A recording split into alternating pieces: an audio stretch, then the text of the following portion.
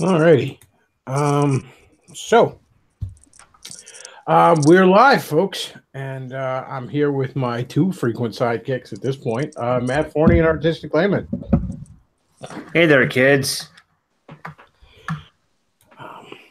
Hang on. Sorry, folks. Very professional right now. Lot to cover tonight. We're going to be talking about Mark Waid and diversity in comics, and a little bit of the problems going on around those two. We're going to get woke on the AQ, and first, though, the titular topic for tonight, we're going to be discussing an article those fine folks over at National Review had. Let me see if I can find this.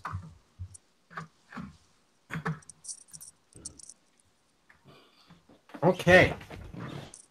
So we have an article by J.J. McCullen over at the National Review, who we know are all the principled conservatives. Remember, these are the principled conservatives that stood opposed to Trump.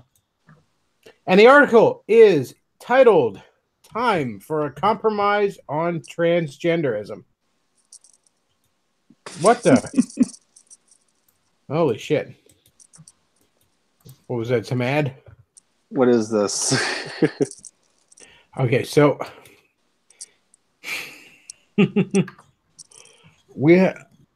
the time for a compromise on transgenderism. Cautious conservatives should work to preserve a peaceful and free social order.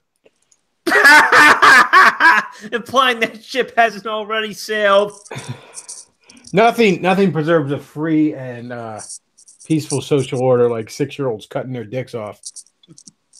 I doubt many Americans would disagree that the country's conversation about gay rights is far more mature and considered than it was 2 decades ago.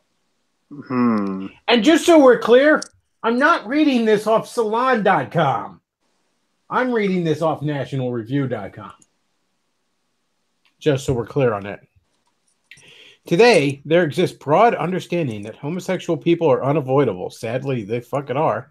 And common, again, present in all corners and demographics of American life. Through education and especially exposure, there's a joke to be had there with exposure, homosexuality is no longer regarded as bizarre, threatening, or mysterious. Even if we remain unsure about what makes a minority of men and women gay, only the tiniest fringe still consider the orientation something worth trying to fix.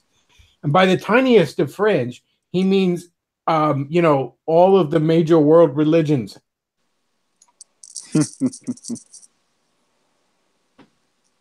Basically, the entire planet outside of Western Europe and the Anglosphere. When states attempt to ban homosexual conversion therapy, as California is trying to do at the moment, it feels more like performance. Disinterest in judging homosexuality is not an attitude that government has coerced Americans into. It's the product of a free people's informed knowledge. Again, Salon.com, NationalReview.com. This isn't even like some cucked left libertarians over on fucking Reason. To the extent that America is still having any political debate about homosexuality, it has evolved into a more substantial conversation about bug chasing. I'm sorry, no, I read that wrong. It has evolved into a substantial conversation about religious liberty. Motivated by their constitutionally protected freedoms of belief, some Christians seek assurance that they won't have to suck the AIDS dick. Participation in activities they see as condoning or endorsing homosexual acts or behavior, chiefly same-sex weddings, which are considered destructive to both the individual and broader society. These are difficult debates. It's not like we have, freedom of religion or anything. It's difficult debates. but they are far more useful than those earlier eras, which mostly centered on demagogic judgment of the gay lifestyle, untethered to any tangible constitutional principle or policy objective. Because, you know, when our founding fathers wrote the Constitution, they were very keen on protecting butt sex, even over religious liberty. Yeah, I mean, it's right there in the First Amendment. You know, you have the freedom to bugger your best friend in the middle of the street, and anyone who says otherwise, you know, they're a fucking homophobe, and you should throw them in the stocks. At present, it feels we're still in the immature demagogic phase. I'm sorry, I missed a line here. Looking at the state of America's transgender debate, I often wonder if things are destined to unfold in a similar way. At present, it feels like we're still in the immature demagogic phase. In some quarters, it remains fashionable to act theatrically repulsed by transgender people, emphasizing their weirdness and make populist appeals to the preposterousness of women asking to be called him, or surgeons attempting or amputating penises and so forth, which is what fucking transgenderism is. And also this, acting like you're repulsed by trannies. Look, there are the rare exceptions of someone like Blair White, who has managed to put on a pretty convincing illusion. Most transsexuals, however, look like androgynous monsters that you are just naturally repulsed by. Does anyone, gay, straight, or otherwise, want to fuck Riley Dennis? Is this the author? Well, is that really the author, Luke? J.J. McCaulin. Gee, I wonder why he's in favor of transgenderism. I'm deeming his haircut the soy cut.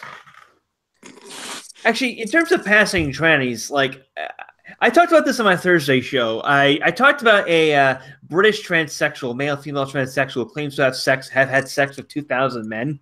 That tranny is passing, but for only one reason. The average British woman is so disgusting looking that it's not that hard for a man to pass as a British woman. I listened to that show, and I remember when you were talking about like how disgusting the post-op quote-unquote vagina is, and how it's just.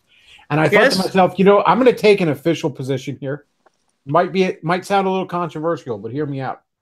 It is far less degenerate to fuck a pre-op tranny than a post-op tranny. Because here's the thing: if you're fucking a pre-op tranny, you're fucking a dude in the ass. And yeah, that's degenerate. That's a sin. But if you're fucking a post-op tranny, you are fucking an open wound. That's beyond sodomy. That's Hellraiser shit. That's Cenobite shit. Okay. Yeah, and I would like to say that even this woman this chick had difficulty passing in a video. Like I watched a video of this creature, and while it passes in photographs, like it has a linebacker physique like when you see it in a video, and that's fucking weird. That's sort of how I feel about Blair White. Like, and Blair White is, at least, and I haven't, you know, maybe I've seen him and not known, who knows? But Blair White is the most passable tranny I've ever seen. And at the same time, that's true when I look at pictures. When I look at a video of Blair White and when I hear Blair White's voice, that is the most gay dude voice that ever gay dude it. And the mannerisms are all fucking gay dude. They're not chick, they're gay dude. By the way, since I know he's listening to this, I would like to officially tell Davis Marine to go fuck himself. He just sent me a He just sent me a 4chan image of. I already saw this, and I had to see it again. Thanks to him. Yeah, I can kind of. It's like a small little image, and I can't totally see it, but I know what. Basically, it's a guy who asked, like, why his girlfriend's vagina was so weird looking, and as it turns out, she's a tranny, and the vagina was made like from a pig's ear or something. And there's a huge picture of it. Thanks, Davis. Thanks. My dog, when I was a kid, used to love when I got dried pig's ears at the store for him. That's a much more wholesome memory of a pig's ear I'd like to have and hold on to. My Thai girlfriend said a small penis shouldn't be a problem. I still wish he didn't have one. I'm going to try and get to this article, but holy shit, man. And I mean, I got through the religious article of by that guy who thinks Jesus was butt fucked by God. And First Church of Christ hedonists. Come for Jesus every Friday night. As with homosexuality, I can't remember where I was, so we're just going to start here. As with homosexuality in the 1980s and 90s, the loud revulsion of critics conceals a fading interest in actually attempting to solve transgenderism, as even the most offended by it seem to quietly regard purporting cures as quackish and authoritarian. Now, I'm sorry, what's more quackish than I'm going to chemically and surgically mutilate your body until you sort of resemble the opposite sex when you squint your eyes? Like, I agree that, gender dysphoria is probably a real mental condition. But as with many mental conditions in which you suffer from a delusion, the cure is to bring your mind, your diseased mind, in line with reality. I mean, I could think I'm a fucking tiger. Nobody's going to... Remember that South Park where they did the negroplasty to make Kyle look like a black kid, and they did the dolphin plasty to make his dad look like a dolphin? Like, what the fuck is the difference? Though transgenderism is a far rarer phenomenon than homosexuality, I think most adults could admit it does seem like a rather persistent aspect of humanity. Yeah, all of a sudden, recently, most can probably recall a transgender person making at least some minor appearance in their life. If we concede that transgenderism is not going away and it's not something anyone intends to exert effort towards ending, I have an idea, but it requires concentration. Then Americans, especially conservative ones, what exactly are we conserving? Should reflect on our culture's honest and fair attitude towards homosexuality and acknowledge that the most sensible path out of our present acrimony will probably require similar compromise. Are conservatives capable of doing anything but losing? How about you could compromise with this Mac 10, faggot? As Common Phil said, I got a solution. It's called nuclear holocaust. Part of the compromise will be borne by cultural conservatives and traditionalists. I never thought that, I've never considered myself a quote unquote traditionalist, if I'm being honest with you. But I guess by not wanting guys to cut off their dicks, I guess I've suddenly got thrust into that camp. Here's a compromise. They can compromise with this rooftop. Yeah, they can go live with Muslims. There's your compromise. They can compromise with the bog. It asks for broad tolerance for the reality that transgender men and women exist and are entitled to basic human dignity, just like everyone else. This does not mean having to morally endorse behavior many may believe runs contrary to God's plan for a just and healthy society. But it does imply that acts like ostensibly calling people by pronouns they don't want, look, I'm naturally pretty libertarian. Now, I've moved away from that because of the insanity I've dealt with in recent years, where I'm kind of now a Pinochet libertarian. I want to do very unlibertarian things so that perhaps libertarianism could be a feasible option at some point. That's my stance at this point. So I'm inclined to say, hey, you know what? If you want to cut your dick off and call yourself Sally, I'm not going to physically fucking stop you. I'm not going to call you Sally, though. And therein lies the thing. This idea, it's okay if you don't approve of it, but you better call them by their proper pronouns. No. How about that? No. How about I call them it? Can I do that instead? How about it?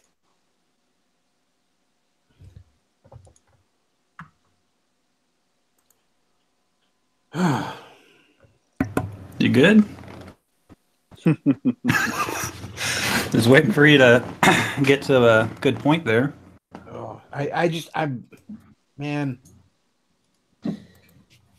Man, I'll stop training. It's all right. All right, I didn't know what I was jumping into. All right. Yeah. I love this. But seriously, National Review asking conservatives to compromise again. It's like Lucy and Charlie Brown with the footballs. Like this time she won't pull the way. This time she'll let Charlie Brown kick the football, and then whoop, gone again. All right. Well, that's the Cuckservative case for bug chasing, folks. Which I'm sure is an article coming soon from National Review. Okay, we should just let these bug chasers be bug chasers. They're not forcing you to suck the AIDS dick yet. So Yet. yeah, don't worry. That's a good 3 or 4 years down the line. I'm pretty sure at this rate, California will have door-to-door rape gangs within the next 10 years. All right. Moving on. Truck Stop Santa, I brought you in here because you've been following the diversity in comics situation a bit more than I have. So shit's gonna hit the fan. So I don't know. Do you know who Mike Wade is? Oh yes. I think we've done a whole show on Mark Wade here. Really? All right. I never really paid that much attention to him until now, but man, he was a good writer about 20 years ago, but yeah, that was about 20 years ago. Wasn't he? I've heard somewhere that he was blacklisted from DC. Is that true? I'm not sure.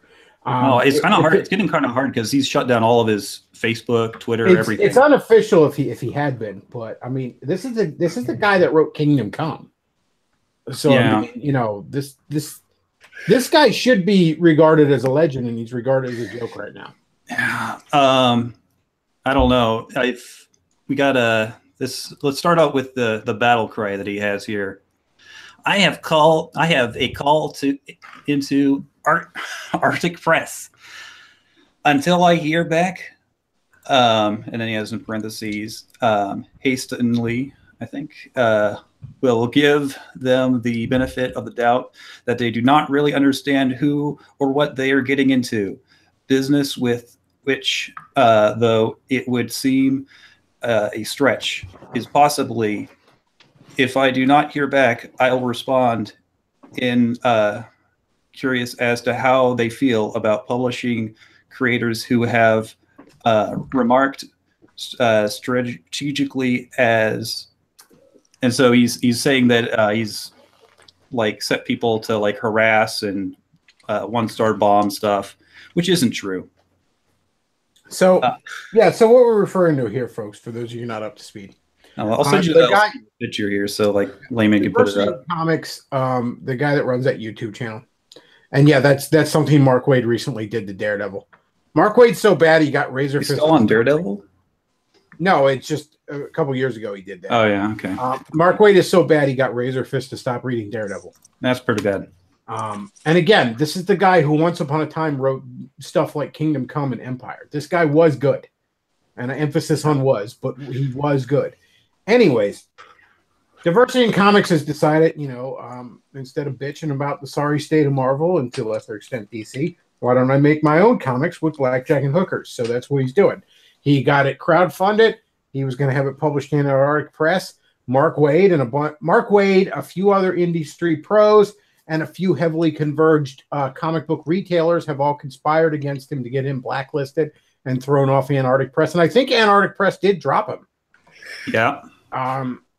And Mark Wade is doing this, from what I understand, kind of on Marvel's time and dime. And this is Marvel might be facing a lawsuit at this. Mark Wade could easily face a lawsuit from this. And now I say could because you gotta be able to get a lawyer to fight this. You got to be able to get a judge that's not totally converged. I mean, you know, in theory, Mark Wade should be sued for this, but in theory, Hillary Clinton should be in federal prison. So we don't exactly have the rule of law right now.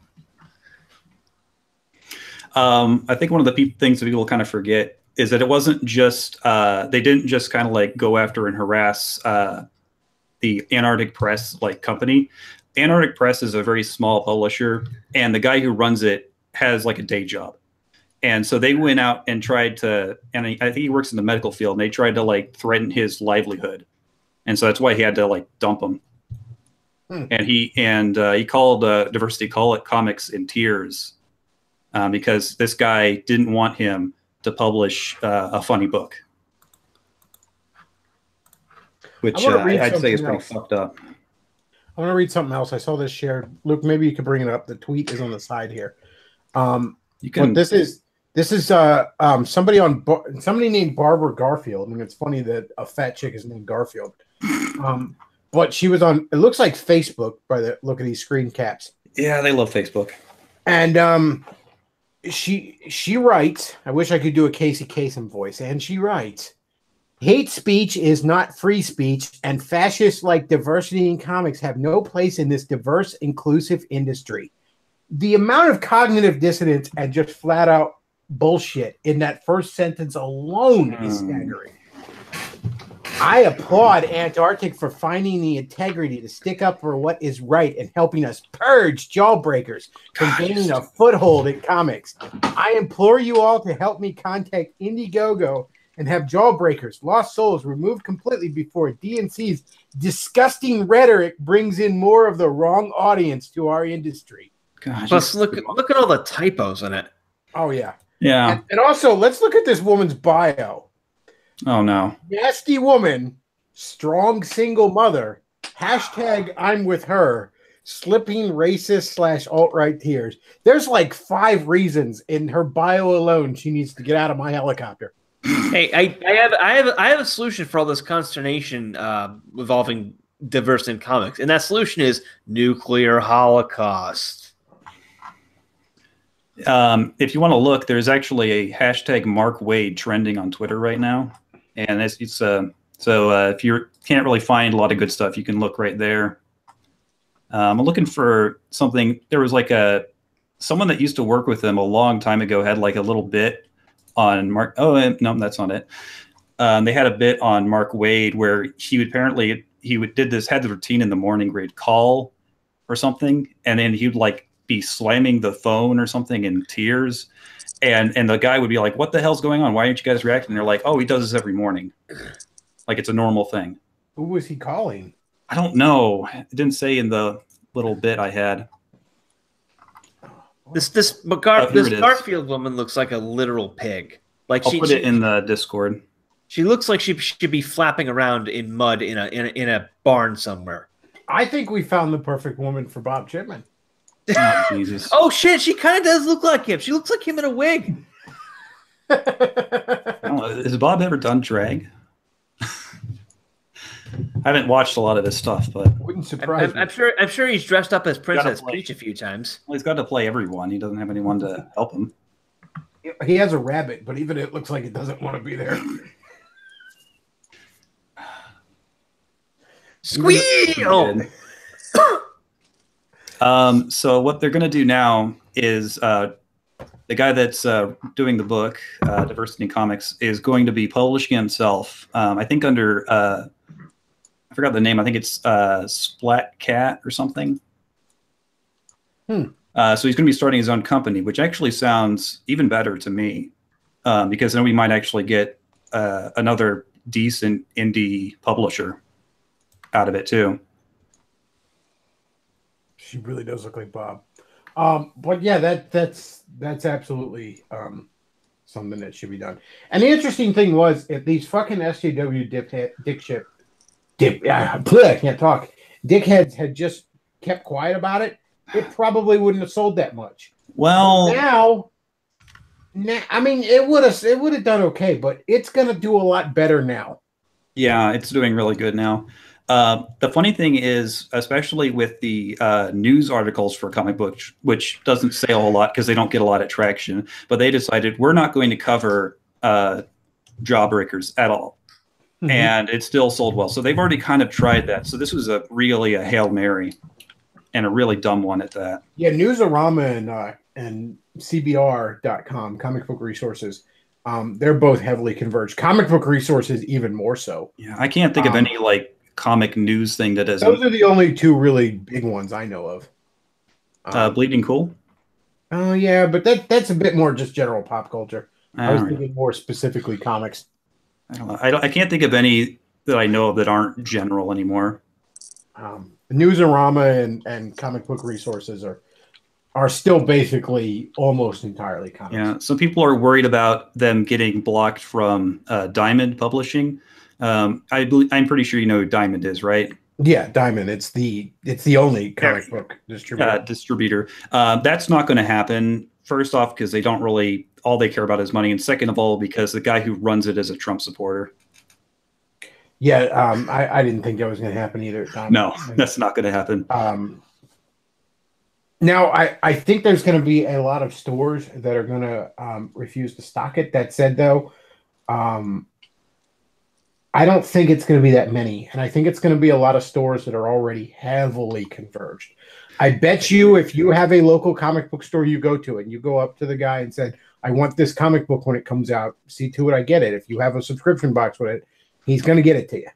Now, it is a small indie book, so I'm not saying, you're necessarily going to see it on the shelf when it comes out. Yeah. That depends on how big your comic book place is, how much they get indie and stuff. But this comic's done really well. I think recently, if we take the actual, I think important thing to keep in mind is that unlike a lot of mainstream comics, we actually have hard sales on it because it's an Indiegogo. Because a lot of comics, they'll sell to the retailers, they'll sell to comic stores, but they don't come back with like how much that they sold. No, the diamond chart, that all that shows is what comic book stores bought, not what they sold. Yeah, so you'll have a lot of cases where they'll just kind of put a lot of stuff on shelves and they'll just sit there. I remember last summer, I noted that Secret Empire, Marvel's big event, the handful of comic book stores in my area, I'd go there and I'd see issues 0 through 8 or however many issues it was, several copies of each issue. And then if you were to contrast that to, say, years ago, say an event like Civil War or House of M, or even more recently Avengers versus X-Men, you'd see multiple covers and like second printings of earlier issues, Yeah. But you wouldn't be done with Civil War and see a comic book shop have a stack of fucking Civil War #1s on the shelf. You wouldn't have seen that back then. No, but you see that now a lot of days. It makes it pretty easy if you want to catch up, though. Although a lot of it's kind of trash. Yeah, I was half tempted to just buy the whole series just then, and I was like, nah, Secret Empire looks like absolute shit. Some of these stores, I mean, a lot of it seems like you could flip out. You could pull out your checkbook and might just like buy the entire store. Let's see. Well, the comic book, not store, but my friends, I used to do it with them. They have a comic book stand at a flea market every Saturday, and they have a big dollar bin, which is mostly like just beat up issues. But they had a ton of Mark Waid's Daredevil that like multiple copies of each issue that they couldn't sell, and they just stuck a whole bunch of it. They just took them out of the bagging board, stuck them in the dollar bin. Wow. And still barely moves. It's going to be like the big crash in the 90s. I often joke that, comic book stores had to burn copies of Deathmate to stay warm. Well, here we're going to be burning copies of Miss Marvel and Squirrel Girl to stay warm here soon. Well, I'm not a fan of Squirrel Girl, so I'm fine with that. I got a couple of copies I can lend you to give you some fire warmth. I'm a fan of the character, but not that book. No, not that comic. It's bad. It's awful. It's really bad. Oh man, I like the little character they have for it, Splato the cat. It's like a cat that's been run over. I posted like a picture of it in the Discord. But I think this is the future of the industry. You're going to see a lot more stuff come up from below as the guys on top start to fall apart.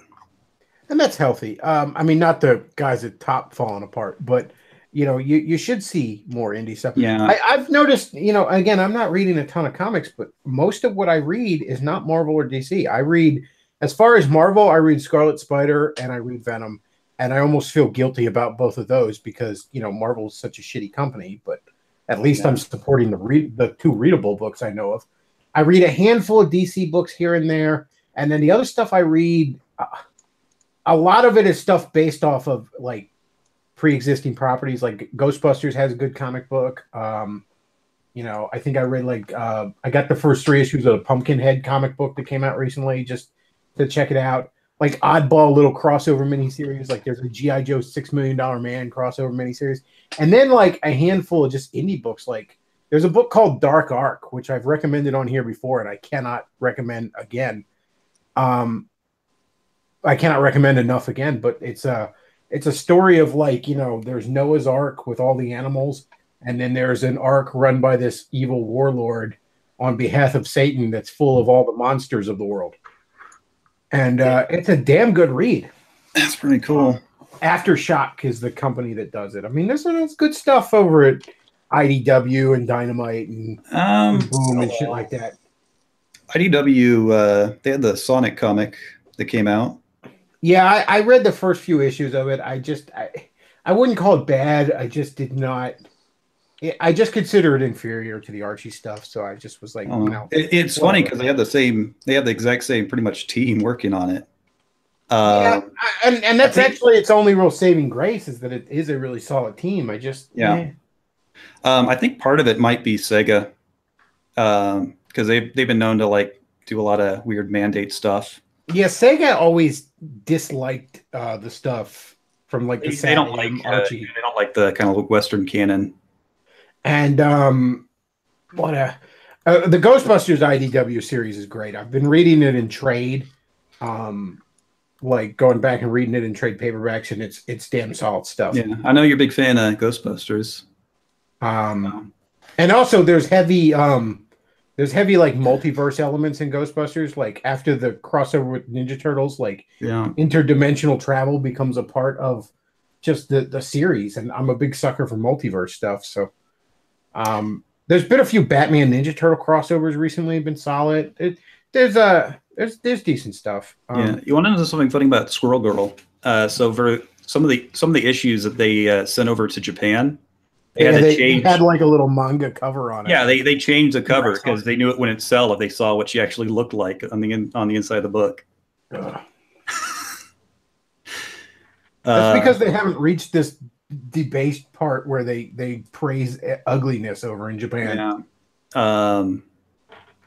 I picked up the comic that they had for Overwatch on Free Comic Book Day because I was like, oh man, I'd love to have that as like a physical thing because I like their comics probably more than their games because they kind of messed up their games really bad.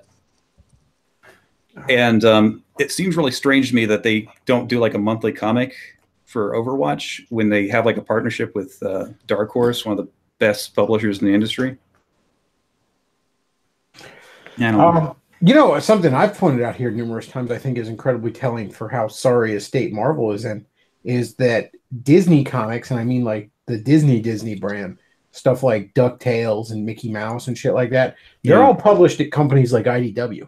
I think because IDW has like a lot more experience with all ages books than Marvel. Well, I mean, it's telling to me that, you know, Disney, you know, I just picture Disney executives like, hey, you know, we got this new DuckTales cartoon. You want to make a DuckTales comic?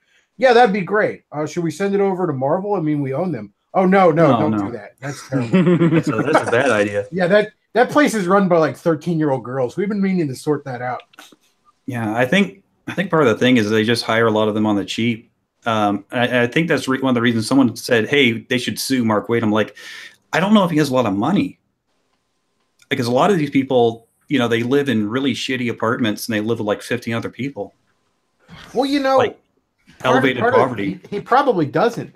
But one of the big ways comic book creators used to be able to make a lot of money, and I don't know if Mark Waid can do this anymore, is that they used to be able to go to cons. And they used to be able to charge money to sign their name on shit. But I don't know if people want to do that anymore. Because see, if I didn't think Mark Waid was a piece of shit who should get out of my helicopter, I might be interested in having him sign my Kingdom Come trade paperback. But I wouldn't, you know, I would charge him. I'd call the cops and say he defaced my property if he did it now. Yeah. There's just something about him that he's so full of like petulant anger. I don't get it. There was very few people in the comic book industry 10, 20 years ago that were like that. It used to be much more closely knit and professional. There was the oddball guy, like Alex Ross was always a dick to everybody. Yeah. But Alex Ross could get away with it because he was fucking Alex Ross. Yeah. You know, Mark Waid, you're not Alex Ross, okay? And also, Alex Ross was just a dick by like telling other creators that their stuff sucked. He wasn't like trying to get them blacklisted from the industry. Yeah, he's more underhanded, I would say. Alex Ross was just like, "Oh, you're a fag. Your stuff sucks." Yeah, I prefer when people are more upfront about being a dick. You know, Mark Waid is trying to ruin people's livelihoods. Yeah. Alex Ross was just rude. And it's funny how he kind of ended up doing the exact same thing that he blamed diversity of comics on. Well, Where it's leftists like- always project. Yeah. I mean, it's Vox Day said that about SJWs, but it's just true about leftists. They are what they accuse you of being, basically every time. Yeah, I think people shouldn't be getting mad at Antarctic Press because I think what they did was pretty reasonable. So let's be cool with them. I wouldn't be that mad about him either. No, yeah, the villain here is Mark Waid. Antarctic Press is just arguably a victim. Yeah. Because I saw some people that are getting a little disappointed about that. And, you got to keep in mind that it's a very small company and, they're threatening his normal business as being in the medical field. And, I mean, if you're like someone went to you and said, hey, if you don't shut down your channel, I'm going to, I'm going to get you fired from your regular job. What would you do? You probably go, okay, I won't bring this guy on or whatever. Yeah. Yeah. I mean, people got to put food on the table. Yeah. Anyways, that's about it. I think I'm going to duck out. All right, man. Thanks for hopping in here. No problem. I had not been as up to speed. Yeah, keep an eye on it. This has only really just begun, so it's probably going to get more interesting as time goes on. It's funny. I manage the Facebook page for that stand I mentioned that my friends run, just because my friend is just inept with social media. And I shared from oneangrygamer.net or com or whatever it is, the article on this. And, I was kind of worried, like, I don't know, are some of the leftist customers going to bitch about this? But the response I got under it was like, I've never heard of this, but now I want to buy it because I'm not allowed. Yeah, it's a temptation. It's forbidden, so now you want it. Yeah, now can I have two? Yeah. All right. Thanks a lot, later man. Tonight, I'm probably going to be streaming some Splatoon with a friend of mine. I'll probably throw a link or something in Discord. Oh yeah, you can go. Feel free. And you know what? Just in case anybody isn't in the Discord yet, I'm going to throw a link to the Discord in the chat. Do that. So anyways, I'm going to go ahead and sign off. All right. Thanks for having me. See you later. Boom. All right. So let's see. We've covered the conservative case for bug chasing. We got Mark Waid. Forney, why don't you tell us what's going on in the alt-right? Oh, sure. Yes. Our alt-right correspondent, Matt Forney, is going to bring us up to speed on what's going on out there. Giving you the scoop since 1980. Well, last night, Beardson Beardley and Prince Hubris had the weekly sweat as they do every week. But this episode is really interesting, and I really suggest you check it out. It's not on their channel anymore because Beardson doesn't keep the episodes on his channel for long. But you can go check it out on Prince Hubris' channel. Like Google, put in the search bar. Well, after you're done listening to us, the search bar is the Weekly Sweat Demons. Like seriously, they discovered through sources that Richard Spencer is he's been hanging around with Satanists. He's been cheating on his wife with a Satanist. And this woman was, identified as following him on Twitter. She was present with him at Michigan State University speech. And he was actually, if you remember the Sargon Spencer debate, on Morsky Live, she was the woman who came out while he was, in a towel while he was on air. Cue the Paul Joseph Watson. Imagine my shock. Exactly. She was, discovered liking tweets from the Church of Satan, and there was a bunch of other stuff in there as well. Spencer is apparently super into Crowley. And he's sort of been hinting at it publicly now. Like he's been talking about, the alt-right doesn't really understand power. I'm going to teach them the ways of power. Well, I should remind everyone that in the Crowleyist homosexual Nazi mentality, power the way to power is to get fucked up the ass. I'm not making this up. Look up sex magic, Ordo Tempo Orientalis. And was it Kanye West said, "What? No one man should have all that power"? Yeah. Yes, Aleister Crowley literally advocated that the highest level of sex magic, for affecting the world, is sodomy. That gives you the most amount of personal power. And Does he that got count linked. when you do it to a redhead girl? Yeah. Okay. You have to do it. Yeah. It was implied you do it with guys. Like, I think we actually, Me and Danny Bonaducci had something special. When you had Jay Dyer on, when Jay Dyer and I were a few weeks ago, we actually talked about this a bit. Crowley got connected to the Nazi scene in the 1960s when this god-awful book, The Morning of the Magicians, was published, alleging that Crowley was working with Hitler during World War II. Now, there's really no evidence to suggest this. We know that Crowley was working with British intelligence, but he obviously wasn't working with Hitler. But that meth is very seductive to gays, to homosexuals, and to people like Richard Spencer, because, well, it's like, if I can get power by getting fucked up the ass, They also talk about more. This may be more relevant, but apparently Jordan Peterson is on the same tip in terms of, they talk about. I would have difficulty kind of compressing this part, but Jordan Peterson has a very satanic outlook in that sense, and he admits this. He's very influenced by Jung, the psychologist, and Jung was influenced by Satanism. I'm sort of mutilating it. You really need to listen to the entire thing if you can. It's close to 3 hours long, but it's really, really good. And Beardson and Hubris were actually really spooked by the end of it. I'm not too surprised at it because, like, I have a friend who'd been investigating the occult connections to the alt-right, throughout last year, and was kind of, informing that on me. I mean, but the signs are obvious everywhere. Like, that Paranormies podcast on the right stuff? Yeah. Apparently, that's how I found out about all the Elsa Spider-Man shit. Yeah, well, apparently the guy who hosted about a couple of years ago, around the time Mike Enoch got doxxed, the guy who hosted the Paranormies, he got doxxed taking a face full of someone else's cum. Somebody just Skyped me, Grayscale Plaid, a gay caller, frequent caller. He's just said, I've had National Review and I've had butt sex, and National Review is definitely the gayer of the two. Oh, I can't disagree with that. But yeah, basically, like, and also they talk about, this is public knowledge, but Richard Spencer was trying to put together the secret group called Phalanx back a couple years back.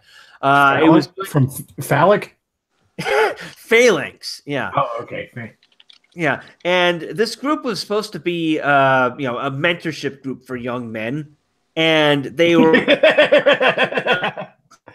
I'm sorry. I'm sorry. You cut out for a second there, but I was also laughing on top of that, anyways. Because I bet it was a mentorship group for young men. You there, Forney? Did we lose Forney?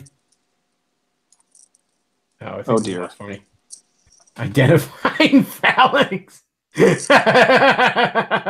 Where did you find that, Luke? Let's see. This is on a poll, actually. We lost Forney. Damn it.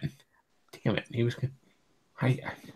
I wanted to hear the end of this story, although I think I know where it ends. Oh man, Forney, we lost you.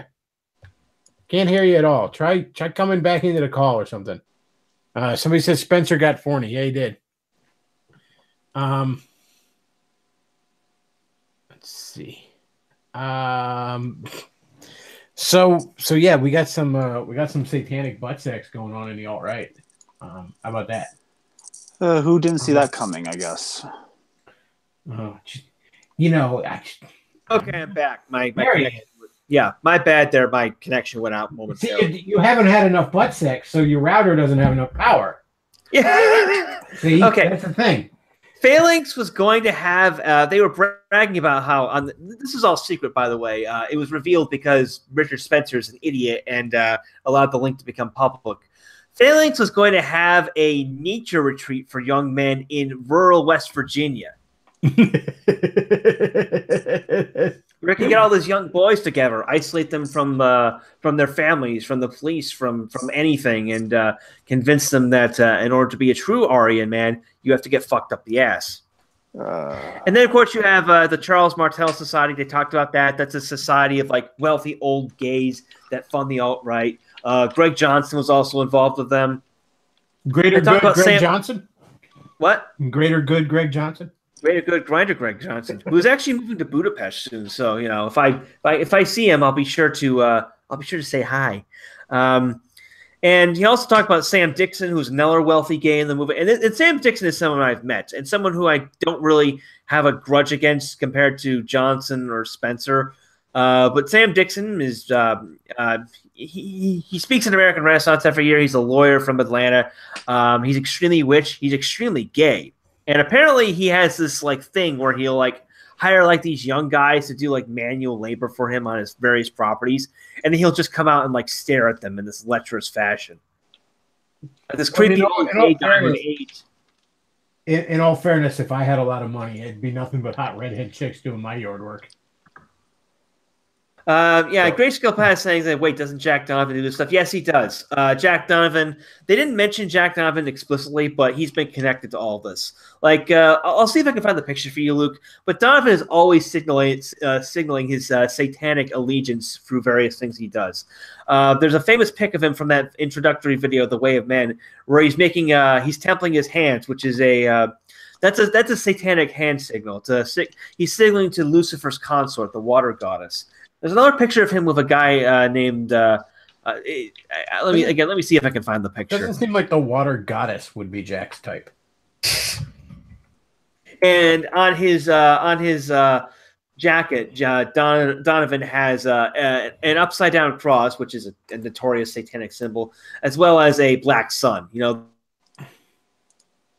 Wait, does his wife, as opposed to his wife having a black sun, like on the left? Yeah.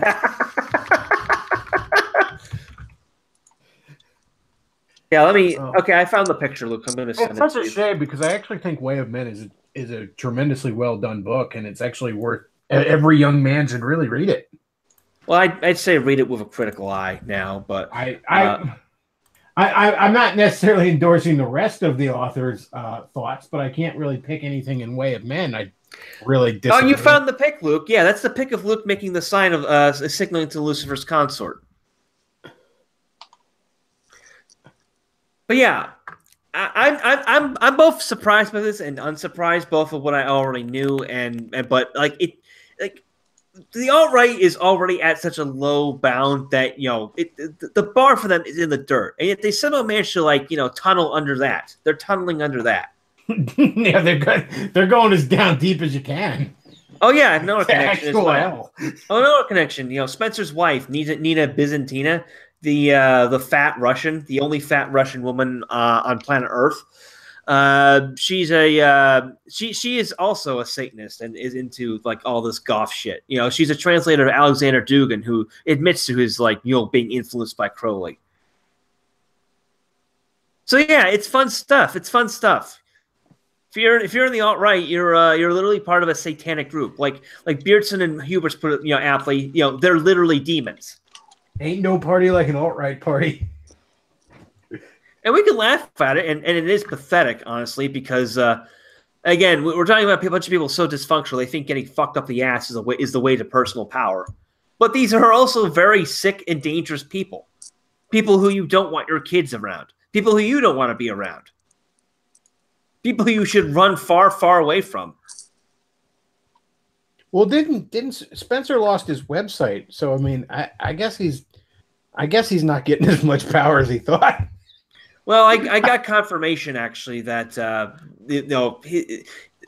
domain isn't lost. Like the alt-right corporation still owns the domain, and they're actually in the middle of transferring it. It's just taking forever. That's what they claim. It's not. Well, I guess he needs to have more butt sex. Get that domain back up there. Not enough. But yeah, that's the latest in the alt-right for you. Well, Craig Granley says in the chat, Satanists make me feel bad for Satan. He gets the most pathetic followers. Yeah, that's the thing. There's a guy who's named Anonymous Bosch in the Roosh forum. He's a friend of mine. He helped point out a lot of this to me, and Arini also discusses some of his writings as well. But the thing is, he talked about this a few months ago. How Satanists like make him feel disgusted, but it's not like a disgust. Like Satanists are all like, "Ooh, yeah, I'm summoning school powers. Like fear me. You worship as you want to sick. Fear me. I have the power of Satan." But that's not the disgust he feels toward them. It's disgust of, as he put it, like someone going into a public bathroom to take a shit, and then discovering that someone has already taken a dump on the top of the on the lid, where it strikes you as such a pointless act of rebellion that all you can do is hold your nose and walk away. That's what these people are. They're pathetic. Richard Spencer isn't some scary Satanist guy who's had his his bowels cleaved open by Jack Donovan. The most of the world sees him as pretty goddamn pathetic. Greg Johnson isn't some super intellectual Satanist guy. He's some failed academic who's dying from AIDS. God, like Satan send you guys? How come God hogs up all the good followers? I was just thinking of that line from Spawn. You read my mind, Luke. I was like looking for that right now to send to you. How come we get all the retards? Oh yeah, and Glon also mentions the machine elves. I don't want to get into the machine elves. I just don't. Listen to the stream, honestly. But if you're not the elves, the machine elves. No, now you got to. What is machine elf? The problem is I don't fully understand it. Like I'm gonna have to listen to this again just to sort of internalize it. But yeah, the machine elves. They go into the machine elves. They go into the machine, like the Matrix. What? Like what is? I don't understand. To a certain extent, you don't really have to. I mean, honestly. I mean, they believe in this stuff and they take it super seriously, but like when you come down to all these people just need to be ovened. They do. If you're the kind of person who thinks getting fucked up the ass is the way to personal power, you've got no value to anyone. Just hop in the oven. Hop in the oven, close the door, get it toasty. Like the old Quiznos commercial. Toasty. I don't know. But yeah, and my friend, like I said, Anonymous Bosch, he discussed this with me as well. It's like, you're never going to, as he put it, you're never going to be able to untangle the far right and homosexuality, or at least like the atheist, the non-Christian far right. Like Christianity to these people is like, garlic to a vampire. They always recoil from it. Always. That's why Spencer is like anti-Christian. And he is anti-Christian as much as he might lie. Greg Johnson is overtly anti-Christian. I actually came across some comments, some feud he had like 4 years ago, where he's talking about how the Enlightenment dealt a fatal blow to Christianity, and now we must finally wipe it out. And if you're still following that stupid Jew desert cult, I don't want to have anything to do with you. Well, the feeling's mutual, Greg. I jumped on to discuss this stuff if you want, as the resident. Yeah, the Bechtloff Show resident satanic butt sex correspondent, Davis Arena. he's a resident exorcist, because they actually go into exorcisms near the end and how they're effective and how they work. There's this big debate in the comments section about what the hell Satanism is. So let me basically try and sum up what it is, because there's about 30 different schools. A lot of them don't call themselves satanic. They don't officially believe in Satan. What it boils down to is what the serpent said to Eve. You can become like God. It's whether you take the transhumanists who... Only the serpent didn't tell Eve to put the apple up her butt, in all fairness. It's those who want to be gods. Whether it's the transhumanists that think they're going to upload their minds into some sort of ubermensch machine persona, whether it's the SJWs that believe they're beyond gender, or if it's the run-of-the-mill, Satan-worshipping idiot trying to have magic powers to control other people. It's people that refuse to follow God's law and accept their place in the hierarchy, but want to make themselves gods with dominion over others. That's the basic definition of Satanism. Well, I know there's a lot of Satanists who, and like you said, it sort of falls under the same thing. But there's a lot of Satanists who are basically just LARPy atheists who just call themselves Satanists. They call themselves that to basically troll Christians. And then there's actual people that worship Satan. And I mean, part of the problem is how could you really tell the difference? I mean, Well, the first one is the first one just the cover for the second one? Hey, Boogie points out in the chat, Bechtloff, the snake told Eve to eat the apples, just like the porn star. the apples. I mean, it's like poetry. It rhymes. did the snake call her his little saltine? Here's the thing: those LARPy guys, that they're just doing it to piss off Christians. Okay, all right, whatever. They're pissing off. There's a lot of Christians that need to be pissed off, so that part doesn't really bother me. But what sort of lives are these individuals leading? What sort of ethics are guiding their day-to-day behavior? No one man should have all that power. They are. Your asshole falls out. Craig Langley sums it up. Christ got Charles Martel, Richard the Lionheart, and Robert E. Lee. Satan got Spencer, Johnson, and Crowley. The poor guy.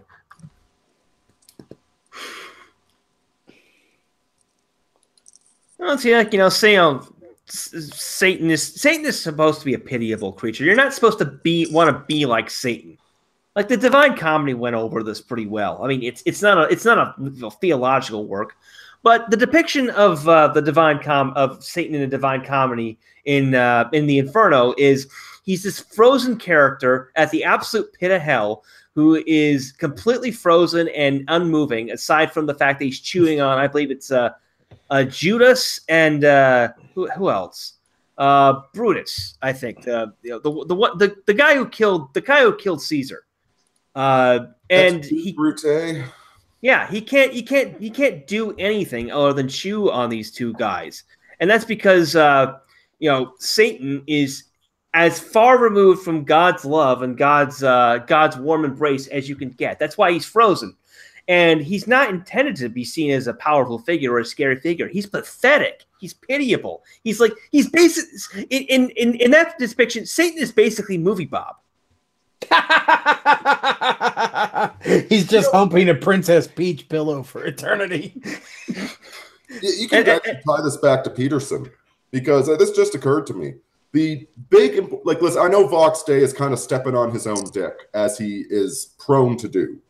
It doesn't mean he's wrong, though, even though it's strategically unsound what he's doing. And the one point that really stood out to me, that instantly clicked, is that Peterson's the sort of guy that would be proud to betray you because of his principles. And this depiction of Satan with Brutus and with Judas, backstabbers, betrayers. And I have such a personal contempt for backstabbers. I mean, hell, California, I just got backstabbed recently by somebody I thought to be a friend. That's a story we'll share for another time. Yeah, I think he's paying money to not have us mention it. Mm-hmm. Better not then. But yeah, the backstabbers. And we have Jordan Peterson. He is the sort of liberal that you could, if you're a conservative and you love Jordan Peterson and you say everybody should read his books, et cetera, et cetera, et cetera, doesn't matter. He'll throw you under the bus because you're a conservative. Out of his principles, because he's honest. Well, these guys made the connection on the Weekly Sweat between Peterson, Jung, and Satanism, and that has forced me to think about it a bit more critically. I mean, here's something interesting about Satanism. Like, it's not literally about worshiping Satan in most cases. Satanism is more about self-improvement, actually. The motto of "be better." I was discussing this with another friend of mine, and he said, You remember like 3 years ago when Trump was being interviewed by that evangelical leader, and the leader asked if Trump ever asked God for forgiveness, and Trump's response was, "Well, I just try to make if I've ever done anything wrong, I try to make it right myself. I don't bring God into it." And my friend said that was a very satanic statement, because the premise of God of Christianity, or more specifically Protestant Christianity, I don't know if this fits so much into Catholic theology, is that human beings need God's grace in order to be good people, in order to be saved. Okay, you can take it to the extreme and be a Calvinist, where you think that people are just utter pieces of shit without God's utterly hopeless. But that's the general message of Christianity. You need God. Saying that you're going to go and fix things, you can fix things without God's help. That is, in the very loosest sense, a satanic statement. There was a short story I read way back in high school. And again, if anybody knows the name of the story, please tell me, because I want to look it up. But the story was a short story about a rich man was dredging up these ancient amphorae from the Mediterranean seafloor.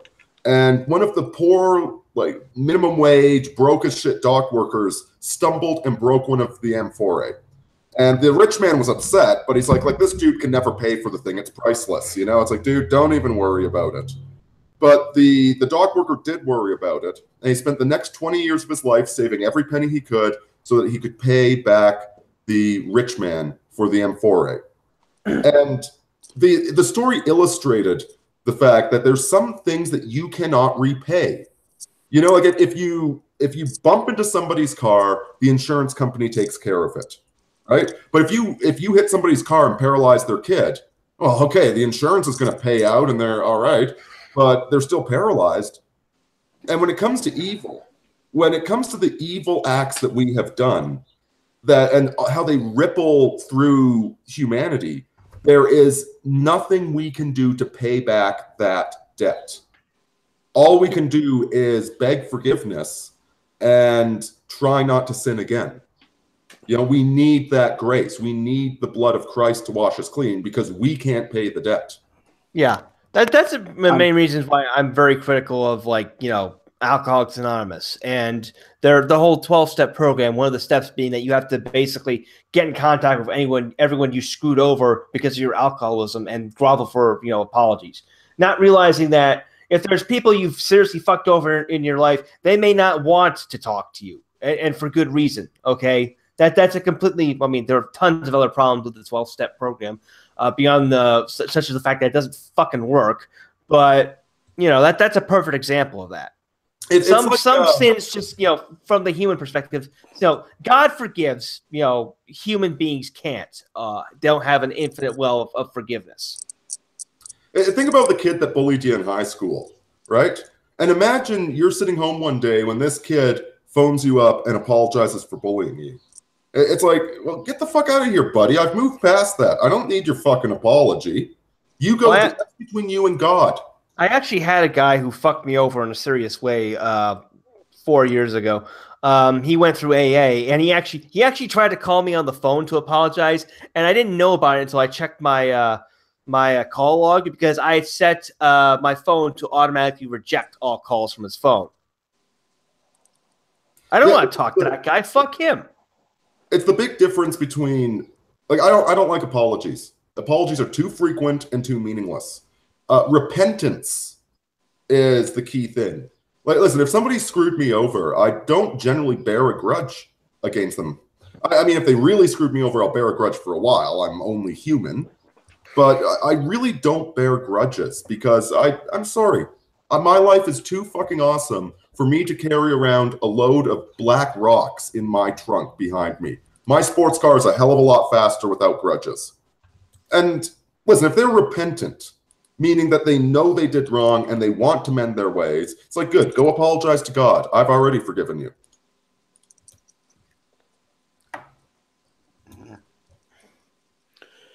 Liam, yeah, man. I didn't want to jump in. Can you hear me? Yeah, we can hear you. So you know something about the machine elves? Because somebody's man, the machine elves to me. The machine elves are great. Okay, so imagine this. this. Make the cookie? No, they're different. They're different. Okay. So imagine this, okay? You drop a fuck ton of DMT out in the middle of the desert, right? Okay. You're like this guy from the 60s who's out on a spirit quest, and he's searching through Native American, traditions to try and find balance in himself. So he drops a ton of DMT, and he goes on this journey. He breaks through the barriers, as they do, fucking psychedelic colors and all that shit. And he finds himself surrounded by dozens upon dozens of self-bouncing basketballs covered in jewels. Okay? These entities rush towards him and thank him. And when they thank him, they vibrate in a way that vibrates his soul. Okay? Wasn't that the one aliens from Futurama that were balls? Oh, maybe that's where they took the inspiration from. Hey, yeah. But basically what happens is the interesting thing about the machine elves, right, is they rush up, they thank anyone who comes to see them because your kind come to reality so rarely because they're real and we're not, you see? That's the thing. They're more real than we are. And we're like held in this, dimension where apparently all reality is like restrained within our own minds and shit. And basically, but the thing that's interesting about the machine elves, right, is that they're a shared hallucination. There's something that happens, and by which I don't mean like two people see the same machine elf, but basically tons of people started doing DMT, and tons of people report back encountering these machine elves. And these machine elves will impart upon them knowledge of spirituality and how God is a lie. And tell me if any of this sounds familiar. And they'll tell them how to build devices and machines and things like that to better life, which is, where they get the name from. They don't actually look like elves, which is the interesting thing. They're like abstract sort of geometric shapes and balls and shit. And basically, they're a cultless cult is the best way I can sort of put it. Like, they're very prevalent in drug circles. People who are into sort of psychedelics and exploring. They're basically the Cenobites, but without the sadomasochistic sexual tones. So without all the good parts. But yeah, and they're that's like how less fun Cenobites. But yeah, and they basically tell you they're like Cenobites of affirmation. They tell you that everything you're doing is great, and their world is real and your world is a lie, and that God is a lie, and my world is great. You've got to raise your vibrations. If my world is a lie, how is vibrations. anything I'm doing great? It sounds like something it's great because you're able to break through the barrier to reach them in true reality or hyper reality or whatever it is they call it. Craig Langley, And he just wrote, Satanism is narcissism made religious, just as liberalism is narcissism made political. And narcissism is the path to becoming a demon. All right, it was the study of narcissism that drove M. Scott Peck to becoming religious, because studying narcissists, he said, this is not explainable without the supernatural. That narcissists are so goddamn evil that this is not explainable without there being more to the universe. And this right here, this is narcissism. This is the narcissism of positivity. The narcissism, I'm wonderful the way I am. I have special insight. Everything I do is magical. I'm Harry fucking Potter. Yeah, I found this old clip from a TV series called Hell's Bells, and it has an excellent clip from it. Marilyn Manson noted the universality of this satanic ethic when he observed, the idea of Antichrist is an unspoken knowledge that every person has. It's just the acceptance of yourself as a powerful being who can make their own decisions. It's not someone with a 666 on their head. And Satanism is about worshiping yourself because you are responsible for your own good and evil. Yeah, and it's bullshit because, like, it completely, like, again, this narcissism thing, right?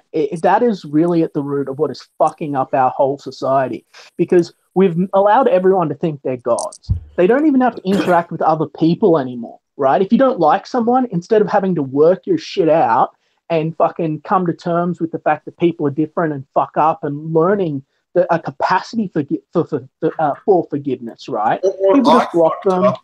throw I them fucked up, away. that thing is my fault. No. Yeah. I'm going to blame somebody else instead of admit that I fucked up. And we just shut each other out, and we consume everything we want when we want it. We have what we want all the fucking time. We're like children. We have no capacity. We have plenty of capacity to grow, but we have no motivation to grow. We have no motivation to see past ourselves, because it's hard to do that. And everyone, whether they mean to be malicious or evil or narcissistic or whatever the hell, whether they mean that or not, they take the path of least resistance. They navigate which is the easiest way, and the easiest way is self-interest, and they don't care who it destroys. You know, and that's where crabs in a barrel comes from, where it ends up with these whole societies of people holding each other down, stopping each other from getting a fucking inch anywhere, because they become consumed by envy and jealousy. You know, like they see someone else do well and they think, well, why isn't that me? But they have no drive to become someone who could achieve the same thing. Yeah, guys, keep your success hidden. Don't let others notice that you're successful. Otherwise, you will arouse envy. It's shit, because I believe that we should all be able to rise up and lift everyone up with us, you know, and help everyone out as we go. It shouldn't just be all for yourself. And it's really shitty when people who I've grown up with my whole life, I've got a great job I love doing stuff in the creative field that I've always wanted to do. I've had to work hard to get there, and it was something that we all want to do. None of them care. None of them want to talk to me about anything I do. They're all jealous and bitter, you know. And it's just like, we could all be involved. I could lift us all up, but they just don't want to try. They don't want to put the time in, and it's shitty. It's shit. Yeah. Because like, I saw this description of the new Star Wars movies with all the SJW characters and all the strong, empowered women. And it's like, these movies are, wow, I'm just like that character. I'm a freedom fighter too. Which, yeah, obviously. Man, there's a robot woman in the new Solo movie, right? And she built herself. And she built.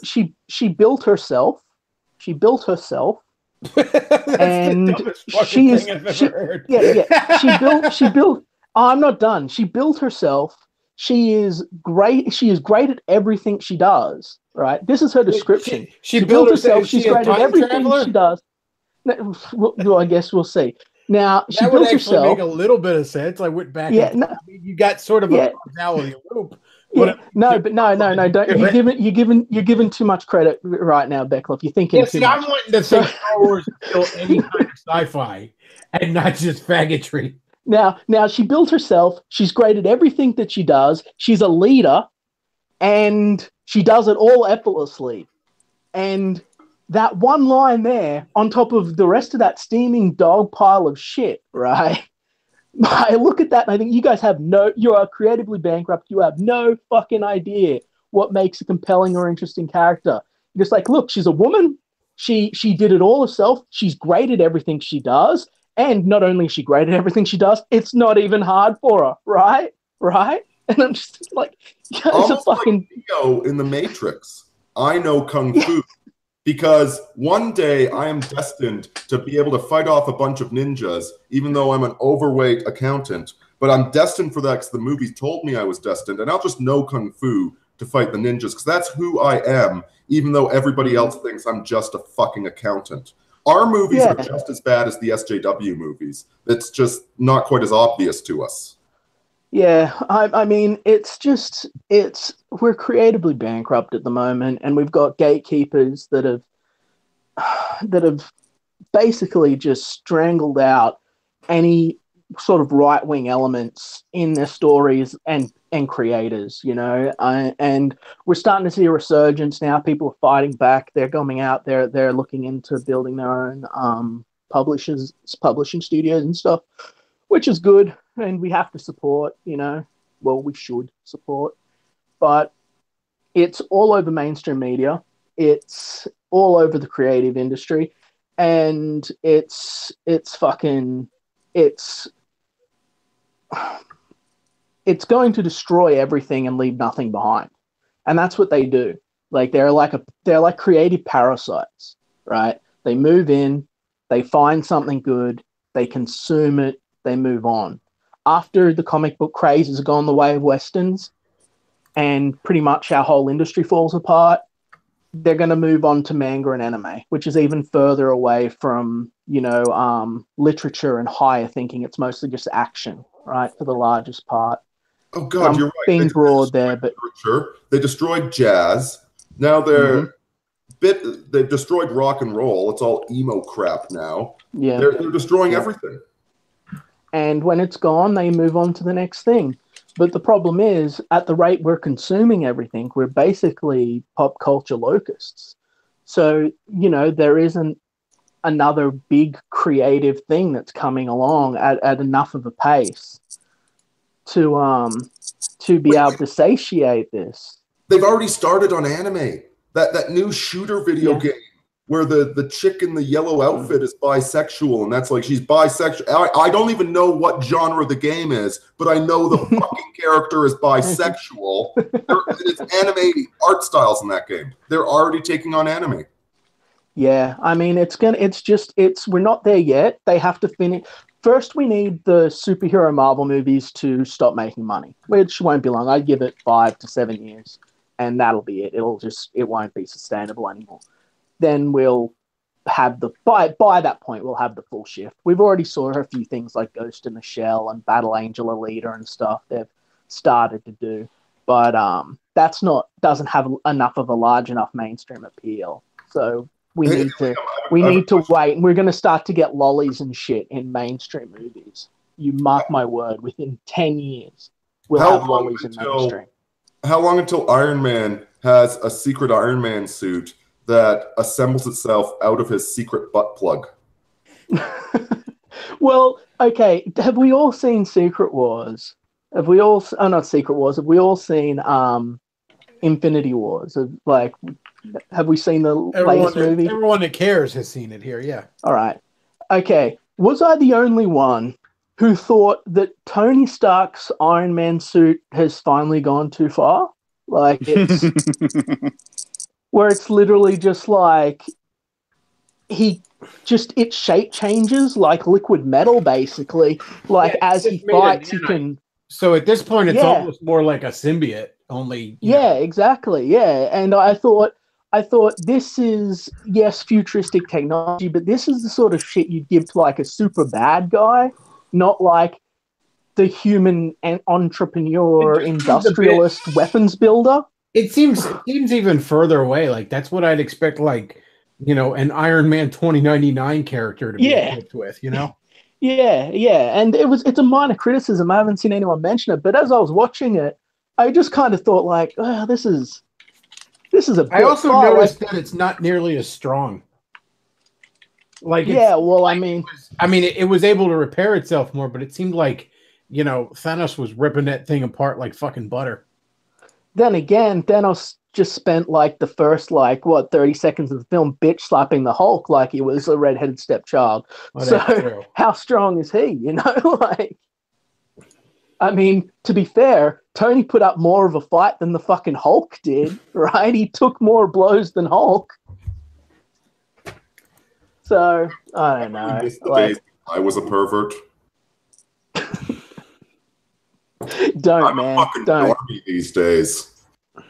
Yeah, but there's some sanity in that, like there's nothing great about being a deviant. Like here in Australia, when I was in high school, it was cool to be bisexual because everyone was persecuted against. When you were.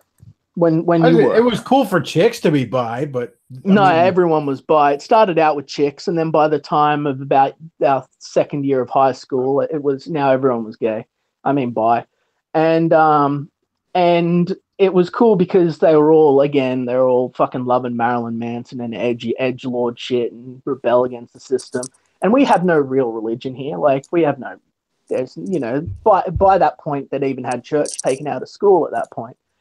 And so everyone was sort of bi, and they were propagating this illusion of victimhood, even though they were the majority now.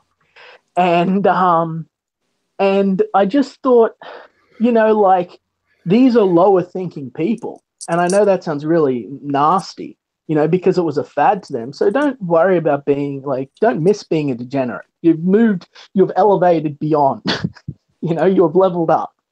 Do not look back.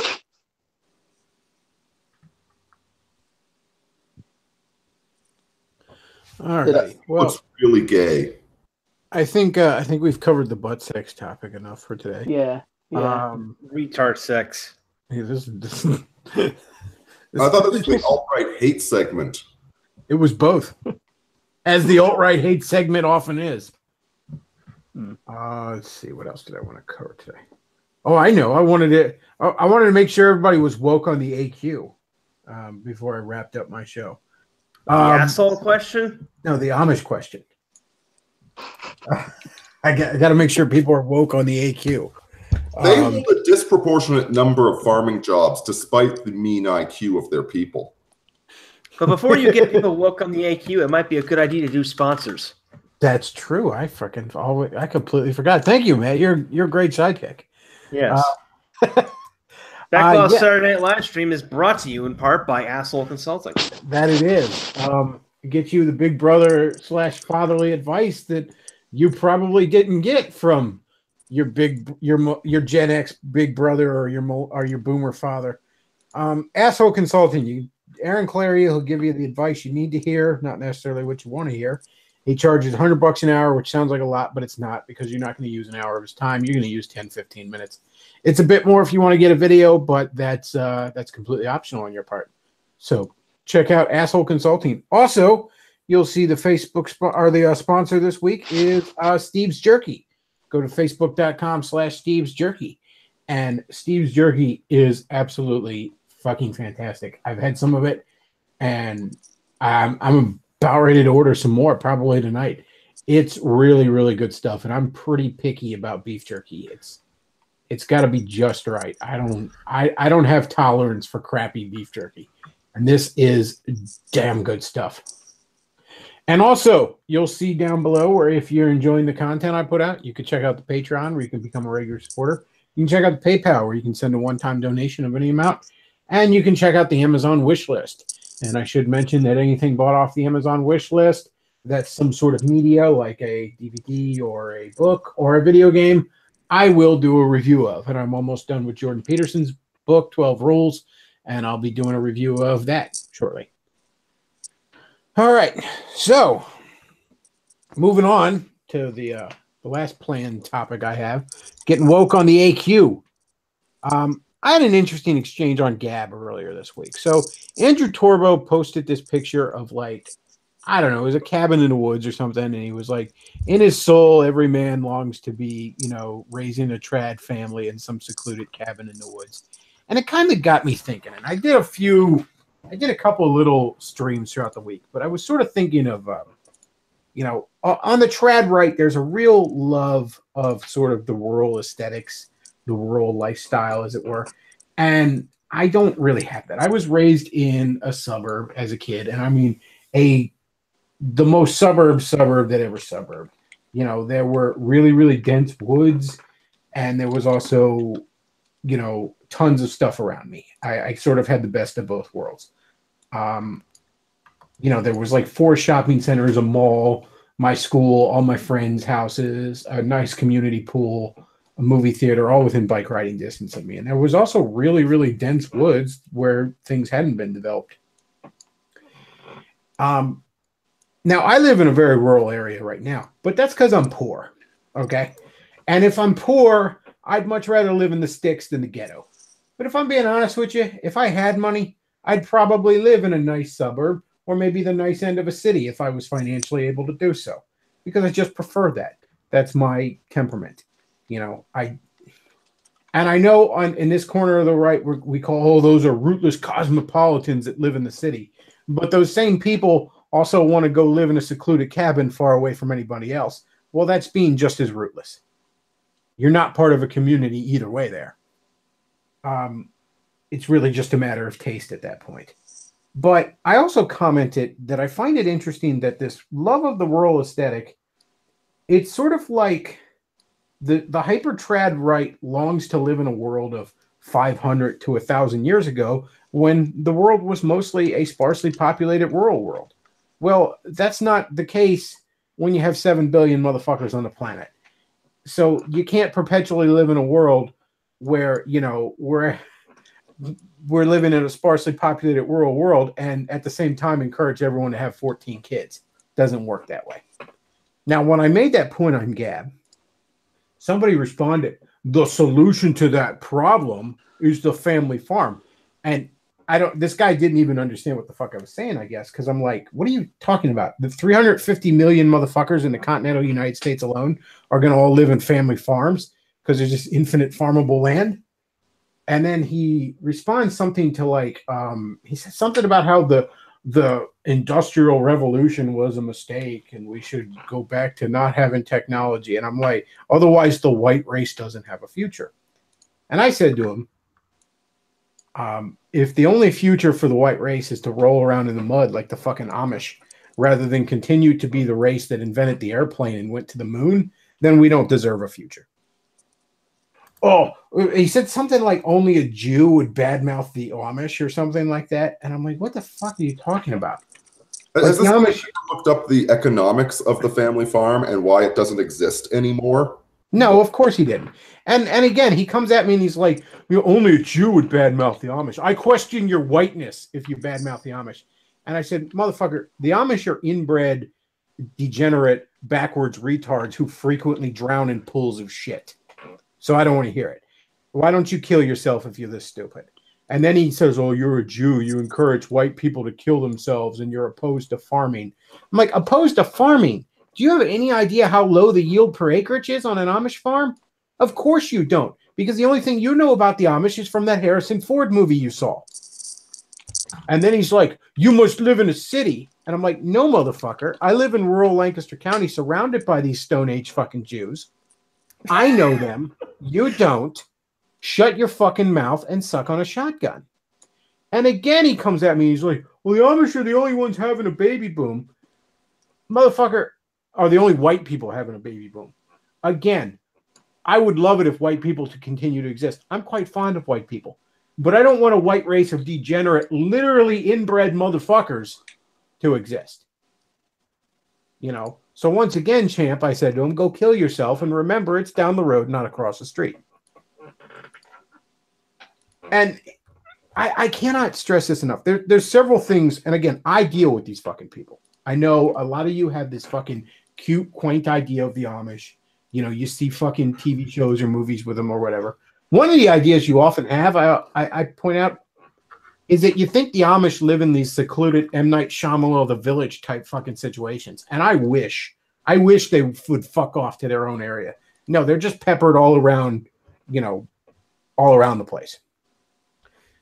The other thing about them is the Amish don't value life. You need to understand this. Now, I've said on here numerous times that they frequently drown in shit. And what I mean by that is they will have these giant concrete pools of manure that they will have to stir, and they will fall in and drown. And the reason they fall in and drown is because they don't have the basic safety precautions of putting a fucking ladder in it or having some sort of buddy system when they're doing it. So the fumes... Or a gas mask. Yeah, or a gas mask even. The fumes get them to fall in and drown. Stirring pools of manure is what made the white race great. It's the last implicit stand of white identity. Richard Spencer himself is a big fan of big old shitholes. I believe Greg Johnson likes stirring shitholes too. But yeah, they frequently they run puppy mills. They run puppy mills because again, they don't fucking respect life. They don't fucking respect life at all. Not their animals, not themselves, not their kids, none of it. You know. By the way, do you want to go do that? Do you want to go live on a family farm without modern technology, where you have to hammer everything yourself and stir piles of pig shit and then spray it into the air all over your fucking crop? Is that what you want to do for a living? I should point out that you know how the people who actually had to live like that felt about it. You know how they actually felt about it. Well, consider this: when industrialization first began in the U.S., Everyone immediately left the family farm and moved to a city where they could get a nice, safe job working in a factory for far less work and a far higher wage. This technology didn't happen by accident. It happened because over the eons, people wanted to over and over and over again make things less shitty. See, I actually do work with my hands, and I like working with my hands. But you know what? If I have a choice between a power tool and a screwdriver, I use the goddamn power tool. We strive for simplicity here, Dexter. We do without all those modern conveniences you take for granted. Like neural net computers? Like plumbing. There's a great video by SF Debris talking about the rural simplicity in that shitty Star Trek movie. You know, it's like what it is it's this now just in general, but it's become this new version of the noble savage myth. That there's something inherently virtuous about being backwards. That's where it is. That there's something inherently virtuous about being backwards. And you know the other thing I know about the Amish, for as much as they're praised of being so high-minded and spiritual, they are the ultimate fucking Pharisee. Okay? And you look at the average Amishman, and there is no light in that motherfucker's eyes. And not just because he's probably inbred, but because he is spiritually dead as hell. And there's a reason for that. There is a reason that mankind makes technology and we make art. We tell stories. We write novels. We make movies. We make TV shows. We make video games. We tell stories. The Amish don't do that, by the way. And they don't have technology, obviously, other than, 150 years ago worth. And by shunning both those things, both the storytelling element of mankind and the technological achievement element of mankind, you have shunned part of what makes us human. Okay? We build skyscrapers and we had a motherfucker standing on the moon using less computing power than is in your phone because that's who we are. That's who we are as a species. Okay? We tell stories because that's who we are as a species. And when you ignore both those things, you are snuffing part of the light of God out of you. And it doesn't matter if you're doing it for quote unquote spiritual reasons. You are spiritually dead when you do it. Now, yes, technology can consume you. Entertainment can consume you. Everything has a downside, sure. But when you shun those things entirely, you shun part of the divine spark in you. I agree. And I think that what we really should be focusing on, though, is why the dream or the illusion that returning to those times is appealing to these people. Like, I don't know if you guys have been to, a big city recently, but there will be a situation where if you could try and ask someone the time and you'll be ignored by rows and rows of people. They'll just pretend you didn't even say anything. And I think that, which is a common everyday thing that we all see, is going to drive people in the opposite direction because everyone wants to be important. Like, everyone wants to have that, be an individual, I suppose, in a way. Well, and when you do go the opposite direction, which is largely what society's done, and I'm not criticizing it either way, but when you do go the other way, we end up with lots more people treating each other just shit without realizing the hypocrisy of how they're treating their fellow people, because they just don't have the time. I would probably get sick of that element, just as I'm sick of the downsides of rural life. And I would also point out that here in America, we had this wonderful thing for about a hot moment in time. And it's a thing we had because we had such a strong middle class. They were called the suburbs. And as I was a kid, I grew up in the suburbs. Again, the most suburb that ever suburb. And I remember in popular culture, the suburbs were shit on as being boring and uncool and all this other shit. When in reality, the suburbs were the fucking tits, okay? Because you had enough of the elements of a small, actual fucking community, and you had modern conveniences, enough elements of a modern convenience of a city. You had a wonderful middle ground between living in the middle of nowhere and living in the big city. And we were able to have that for a while because we had a strong middle class. But that's about as good as it got. That's probably about saying as good as it's ever going to get. Are you saying that's really uncommon now? Like the suburbs are less It's prevalent not that it's now uncommon, but it's that it is probably in part where even within the suburbs we're losing a bit of the community. Even within rural areas we're losing a bit of the community. For as much as the trad people want to talk about, I don't want to be a rootless cosmopolitan. I want to go live in the woods far removed from any other human beings. Well, you're still being rootless. Fantasy. But the thing about it is we are losing elements of the community. But a big reason we're losing out the suburbs in general is because we're losing the middle class. This is no different than the left-winger Bernie Sanders supporter Soak the Rich with her iPhone and $5 latte, not realizing that she's one of the 1% that's going to get soaked. She is the rich, you stupid idiot. Well, both are reacting to a very deep problem in our society. One saying, we need fucking socialism because that works so well. The other saying, we go to anarcho-primitivism because, that worked really fucking well. It's a real problem they're both addressing, but they're addressing idiotic solutions. Here in Australia, right now we're going through a bit of a shift, a change, and I think that it is relevant, which is why I bring it up.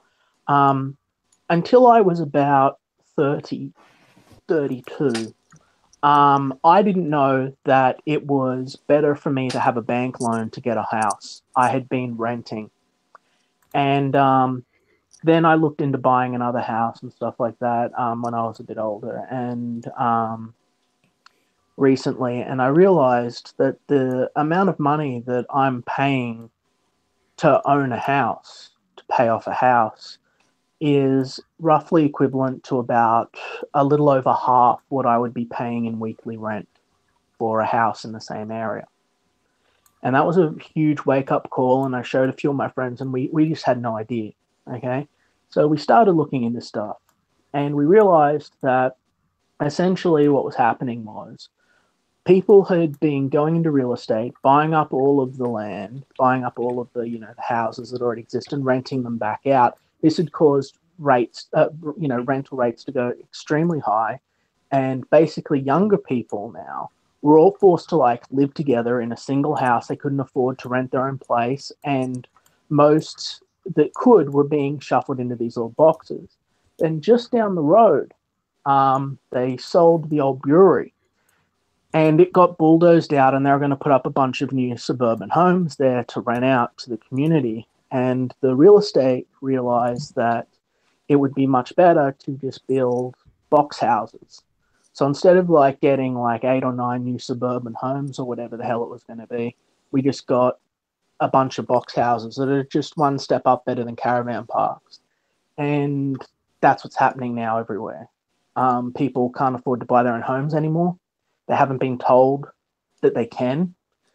Largely, they don't know. They just rent until they eventually, have no choice. And it's difficult.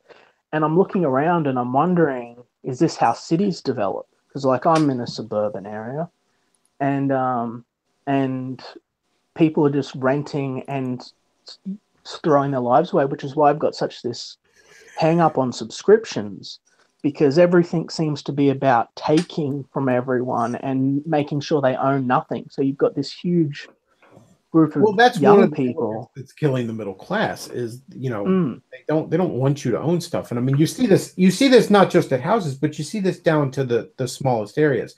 I'm encouraged by my cable company to, instead of going out and buying a DVD of a movie I want to own, quote unquote, own it on my on demand. Well, by that they mean so long as I'm continuing to pay the cable company each month, I have access to it.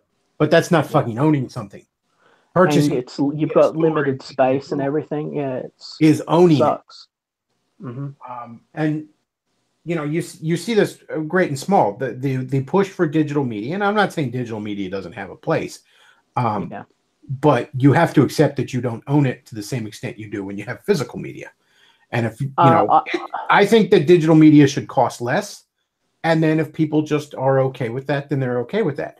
But I noticed, and that's what's happened with that a new 3DS game costs the same digitally as it does physical copy. That's fucking retarded.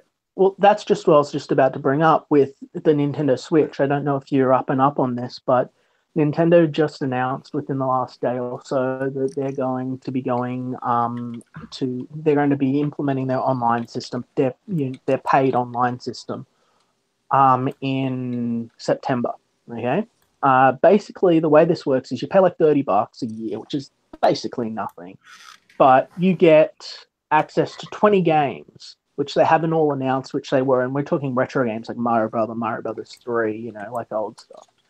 But they don't have a virtual store. Now, they might down the road, but right now you just have what they give you that you get in this 20 pack. Yeah, they don't want you to own things.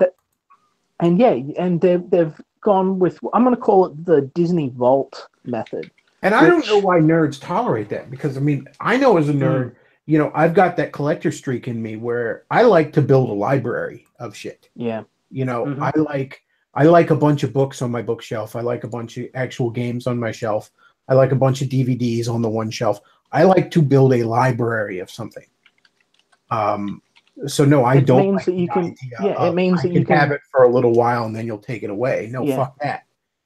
Yeah, and it means in a pinch you can sell it if you need money, or you can pass it along, or give it to someone and share a bit of that happiness, which you can't do if you've only got limited access. And if they rotate what those games are, like what Netflix does, it means, so yeah, you pay for that game, you pay for your subscription or whatever, that show, whatever it is, and then you go to watch it in 12 months, it's not there. So what do? You've got nothing. You just have to wait for them to put it back on if they do. Like I said, I think that those things have a place, but they're attempting to push that as the primary way we consume media. And I think that they're doing that because I think they're doing that, and again, I don't want to sound conspiratorial, but I think they're doing that because when they can control what you have access to, right, while giving you the illusion that you still own it, they can market that to advertisers, and they can handle basically the flow of media. Right now, independent media just reports on whatever blows up from minute to minute, as they want. And they've got a bit of control on it, but they're losing control, and people are trusting less and less in the mainstream media and going to independent sources. But if they can control what comes out and when it comes out, they have a measure of control over what's being talked about, which will help them advertise and get more interest in specific things, So you might get this and get that. Whereas right now, it's very scattershot. Well, I think that's what they're doing. Things. The difference between the upper class and the middle and lower classes is the differences between the owners and the renters, the nobility. Exactly. And they want you to be renters. They want you to be renters of everything. Everything from the house you live in, the car you drive, to, the thing you read or watch. And they're amalgamating. You do at best, you might own a McDonald's. Right, but you don't really own it. You're just a high level within the nobility structure. You're not the owner, though. You're renting it. Still, you're leasing it. And somebody in the chat says they want to kill the secondhand market too. That's the other thing. A lot of people buy this kind of stuff used, movies, games, especially, because that's what they can afford, or they're not interested in being the first guy to play it. They'd rather just wait and find out what's good and save money, and there's nothing wrong with that. But the way these industries complain, you'd think, oh, you're basically stealing when you buy used. Fuck you. Well, that's the thing. They're looking for more revenue sources. That's a very good point. And they see the second-hand market. They're like, hey, that's a revenue market. Why the hell don't we have our teeth in that? This nonsense of like, look, consideration. I like to shit on GameStop as much as the next guy. But this nonsense that you buy for if you buy Sonic Boom and GameStop used at GameStop, and GameStop owes Sega money for that, morally speaking, or something, and just or any game company, that's bullshit. And again, don't get me wrong, I'm not here to white knight for GameStop, but that's not something where they're doing anything wrong. Yeah, exactly. It's especially since no one's getting hurt.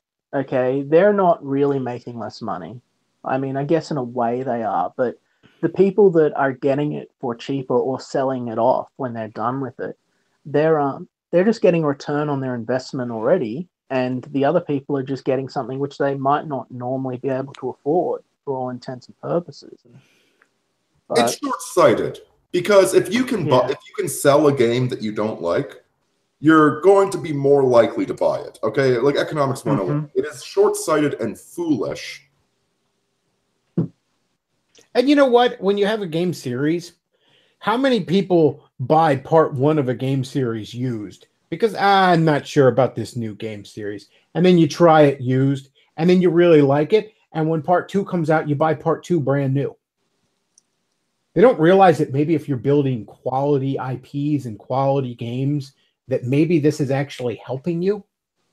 You know, well, I don't Marvel think and that DC used to understand for the longest time that the back issue market was very helpful to them, even if they saw no direct money from it. Because it kept interest in their properties alive.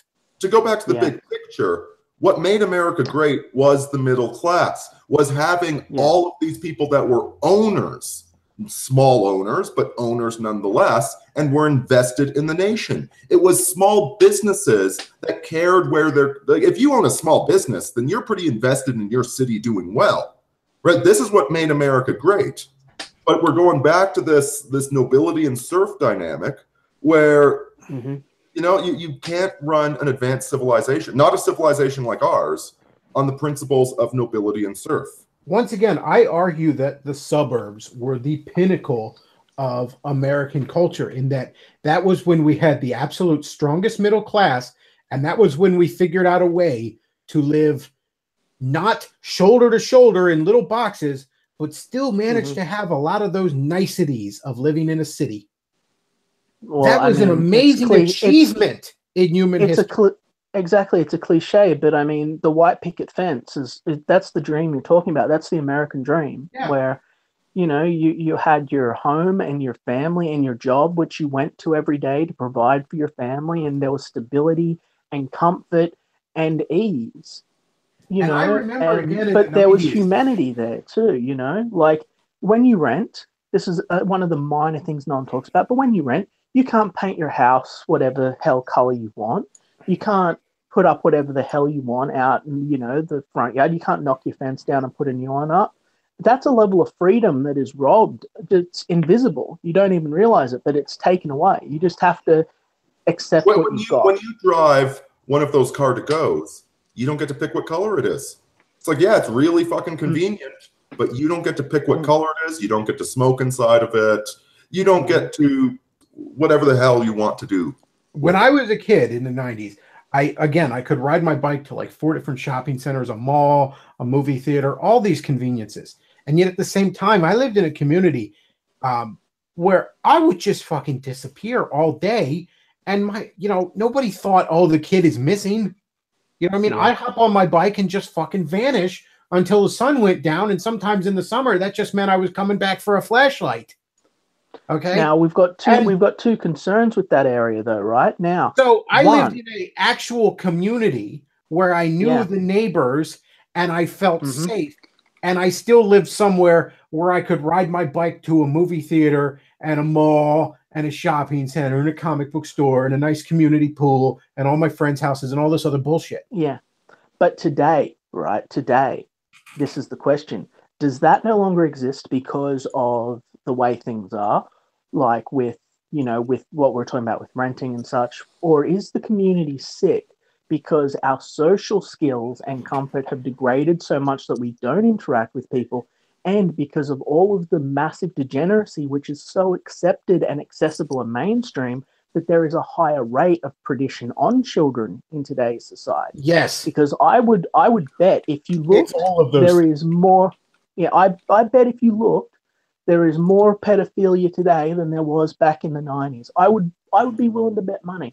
You'd find that as the case. It's all those things. It is absolutely all those things. And yes, there's even a racial element that, we were a more homogenous society back then, and that was an element of it too. It's not quite the only element the way some in the alt-right want to make it seem, but yes, it's an element.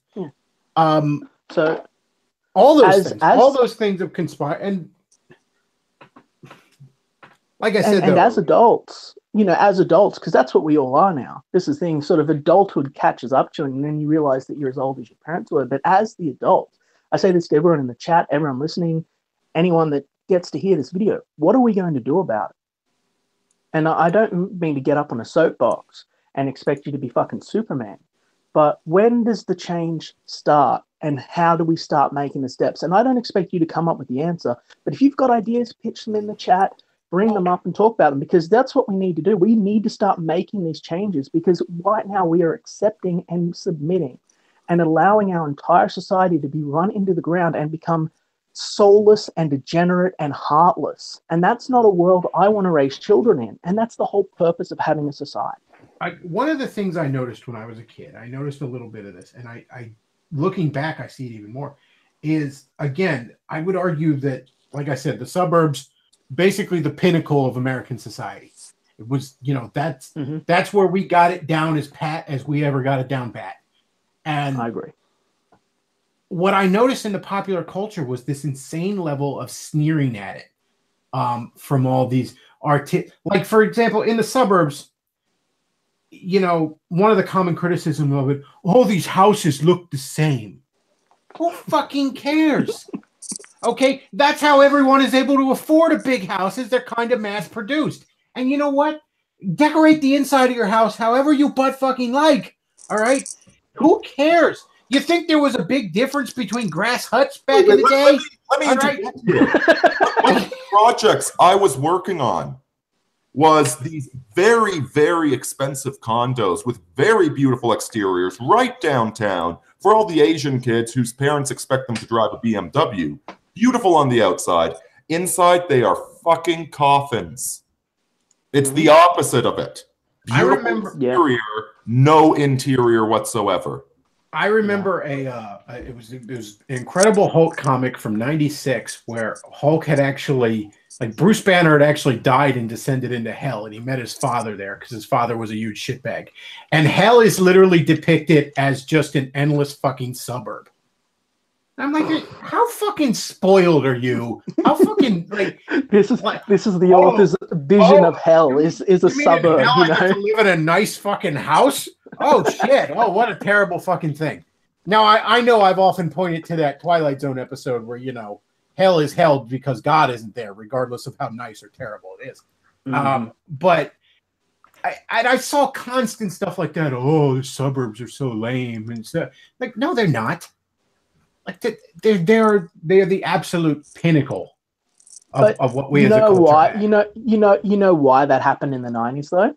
Because we fragmented. We made celebrities out of the basically criminal element in rap. So you've got these lower class people who are sneering up, right?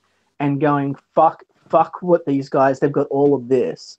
And either then becoming filthy rich and pissing down on it, or just making passionate music about how much that sucks because they can't have it. I noticed that too. And how angry and disillusioned they are. In other words, and then on the other end, we had fucking Britney Spears and all of this top 1% who were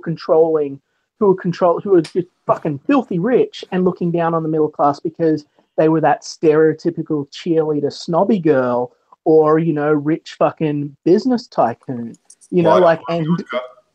and these are the people who we made into our figureheads. Yeah, there was this element in the culture where if you weren't dirt fucking poor, then you didn't have any quote unquote authenticity. And if you weren't madly, Donald Trump level rich, then you didn't have any real sway. Yeah, so exactly. People in the suburbs, instead of being seen, the suburbs, instead of being seen rightfully so as having almost the best of both worlds when it comes to city and small town life, were seen somehow as having the worst of both worlds. Yeah. When they actually have a better, because that was completely wrong. Exactly. The balance, the median is what you need. You need that balance. You need to have enough in life that you want to strive for a little bit more, but you need to be able to come home and look around and think, I've got a good life, and enjoy a nice meal. I live in a pretty rural area. It's not terrible. It's not like Nebraska where I'm 6 hours away from anything, but I'm a half an hour drive from damn near anything. You know, if it's not a movie, or I'm sorry, no, if it's not a grocery store, a gas station, or a pizza shop, I'm a half an hour drive from it. And that gets old, if I'm being honest with you. Now, I'm poor, and because I'm poor, I'd rather live in the sticks than the ghetto. But if I had money, I'd probably live in a much nicer suburb. Or if that wasn't an option, maybe I'd live it. You know, if I could afford it, I'd live in the high end of town. Although maybe I'd get sick of those problems eventually. But where would you raise your children? You know, honestly, where would you raise your children? If there was a good kind of suburb community, I'd raise my children. That said, though, I'd probably go in the sticks right now to raise children. I would. The rot is so deep. I would probably really, really isolate children. Like I wouldn't let kids. I could trust to raise children. I would not let kids watch modern television at all. Like what I would do is it's crazy that we've become that. I wouldn't cut off any kind of entertainment. I would just we're not going to have cable.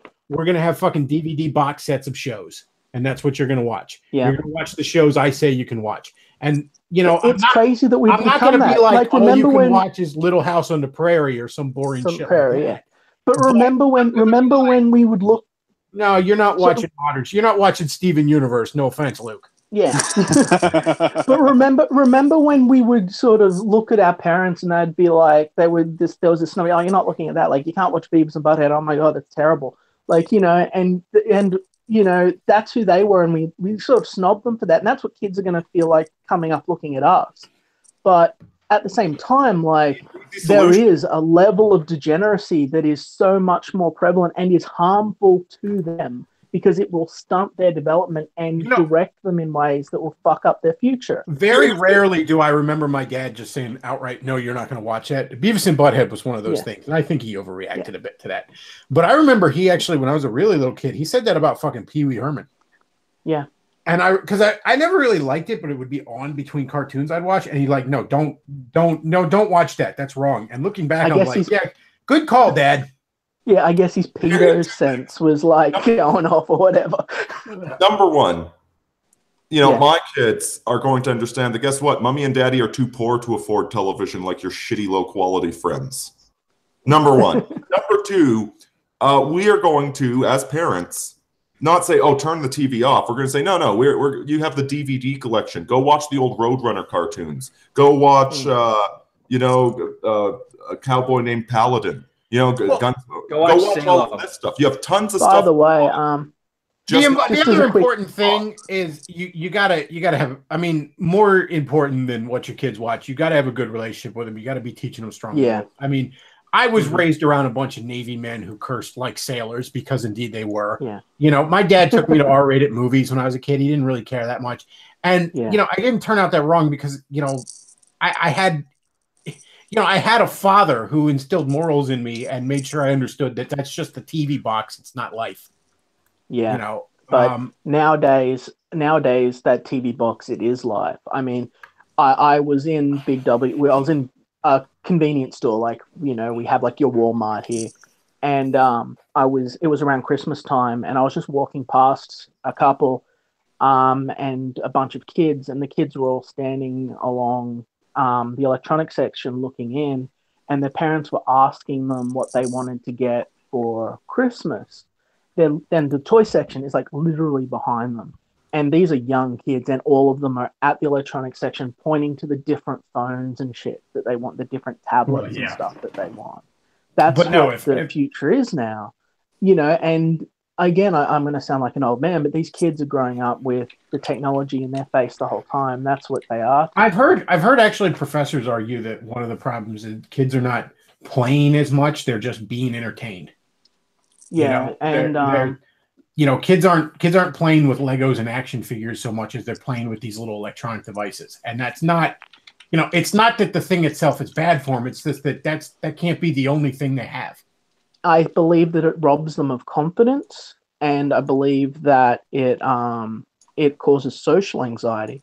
I made friends with a couple of 17-year-olds recently. We were talking a lot, and they confessed to me, very ordinary people, nothing strange about them, but they confessed to me that they were really anxious and and shy about interacting with people and didn't feel comfortable talking a lot, even though that they knew that they were among friends and stuff. And I just tried to sort of coach it out of them and stuff. And from what I could gather over the few months that we've been in contact, it's that they just didn't have a lot of contacts. They don't know how to have conversations with people unless they're sending GIFs back and forward and just typing LOL. And I know that's, very stereotypical, but I mean, is that a legitimate problem we're facing? Is that what millennials are really like? Can they not talk like we are now? Or can they, because I noticed that a lot of conversation topics with these younger people was, and they were girls, so maybe that had something to do with it, but was very topic specific. It was very how do I put it? Like it was Wikipedia-ish, I guess. I know it sounds. I remember this describing professor it, but he wrote this article, and I can't remember the actual article, but he talked about how on his it was like a history class, and on his big, end of the year test, he had an essay question at the end, and there were two possible things you could write about. One thing you could write about would be this really dry, fucking boring topic, right? The other thing you could write about, he would ask you a question of like alternate history, like if this historical event went differently, how would things have panned out? And he said the reason he always put that on there is it was a very dry course, and he felt like it was nice to give people the option of doing something a little creative at the end, right? Mm-hmm. And he noticed over the years, less and less people, like when he first started doing it in like, I think the early 90s, late 80s, almost everyone took the creative outlet because, it was a creative outlet in a very dry class. And he noticed over the years that now almost no one takes it. Yeah, and his reasoning for that, his reasoning for that was when he looks at kids and all, he goes, kids don't play as much as they're just entertained now, like almost passively. Like they're sitting in front of the TV, or at best they're playing a video game. That's almost the most interaction, quote unquote, they have. They're not playing with Legos and action figures and actual toys anymore. They're not, to not sound like an old fart, using their fucking imaginations anymore. See, that's I mean, I had video part, games. though. Like, how do we cross that bridge from being old farts? Because I don't think that I am. I'm pretty open-minded. I'm pretty chill. I'm pretty cool. I know you are too, Bechtloff. But like, how do we reach this younger generation, and without having to use terminology like reaching a younger generation? Well, look, if you have kids, I mean, I'm not saying if you have kids, you shouldn't let them play video games or watch TV or have even a little fucking smartphone or something, depending on age, and the kid itself. What I'm saying is you got to make sure that's not all they have. I watched a lot of TV when I was a kid. It's not all I did. I went outside and I played a lot. I played with my Nintendo and my Sega a lot as a kid. It's not all I did. Yeah, but at the same time, if you go back and look at those games that you were playing, I would lay money down on the table that they had 2-player functionality, and you've got good memories of sitting there with your best friend or going over to a best friend's house to play their game. Whereas now a lot of it is all networked or single player. That's true. Also, that's part of it too. That we have been developing the technologies of marketing and addiction all of this time. And so stuff like Facebook, Twitter, like Facebook absolutely kills me. I hate going into Facebook because it's this endless stream of shit I don't really care about, but I'm slightly interested in. And it's like trying to stop eating a bag of chips halfway through. I'm not even enjoying the damn things, but I want to keep eating them. Yeah, you're already halfway through. Why not? We're exposing kids to this. So it's just this endless stream of, I'm not really enjoying myself, but I kind of want to see what happens next. None of the tech giants allow their kids to play with iPhones, iPads, Facebook, any of that. Really? That's interesting. You got to keep it to a minimum at least, and you got to make sure it's age appropriate, that sort of thing. I don't think you can. And some of it is difficult. Like, I often look at like little kids that have phones, you know what I mean? And I'm like, why does that little kid have a phone? But then I realized, like, when I was a kid, my house had a phone. right? So if my friend wanted to call me to see if he can come over, he called the house, and maybe my dad picked up and he handed it to me, and then we talked. But there's no fucking house phone, and so how do you balance that now? And I mean, it's good that we can essentially go like, where the fuck is my son or daughter, and look at a little app and know that they're not lying dead in a swamp. Like that's a good thing. Yeah, but I don't want to at be the a same Luddite time, about it. like, This tech has its use. It's just you just have to be smart with it. And there's no easy way around that. But and I'm not going to that's tell you the there's an problem, exact- because society is going to take the easiest, laziest route every time. That's human nature. And when that is a certainty, which I don't have many certainties in my life, but that is one of them, what can we do besides watch the world literally turn to shit? Because that's what is going to happen. It's going to keep getting worse. I don't know what you can do on a grand scale. All I can tell you is what you can do with your kid. And not to sound like Jordan Peterson, but there is a great deal of truth to the fact that, if you do want to make the world a better place, your best bet is to start with making your fucking bed. Yeah, exactly. I agree. And there's a tremendous amount of truth to that. If you do want to make the next generation best, well, the kid you have the most influence over is yours. And do what you can with that. Like I said, if I had a kid, I'd have box sets of shows I know are good. I'd look into what current shows are good. I'd get DVDs, and that's how he's watching shows. We're watching DVDs. Maybe we'll have Netflix, and I'm going to just make sure I know what you're watching on Netflix kind of thing. I don't intend to shelter him, but at the same time, you're not watching, the Sally training hour on fucking, you're not watching Bella and the Bulldogs. All right. You're not doing it. Enough's enough.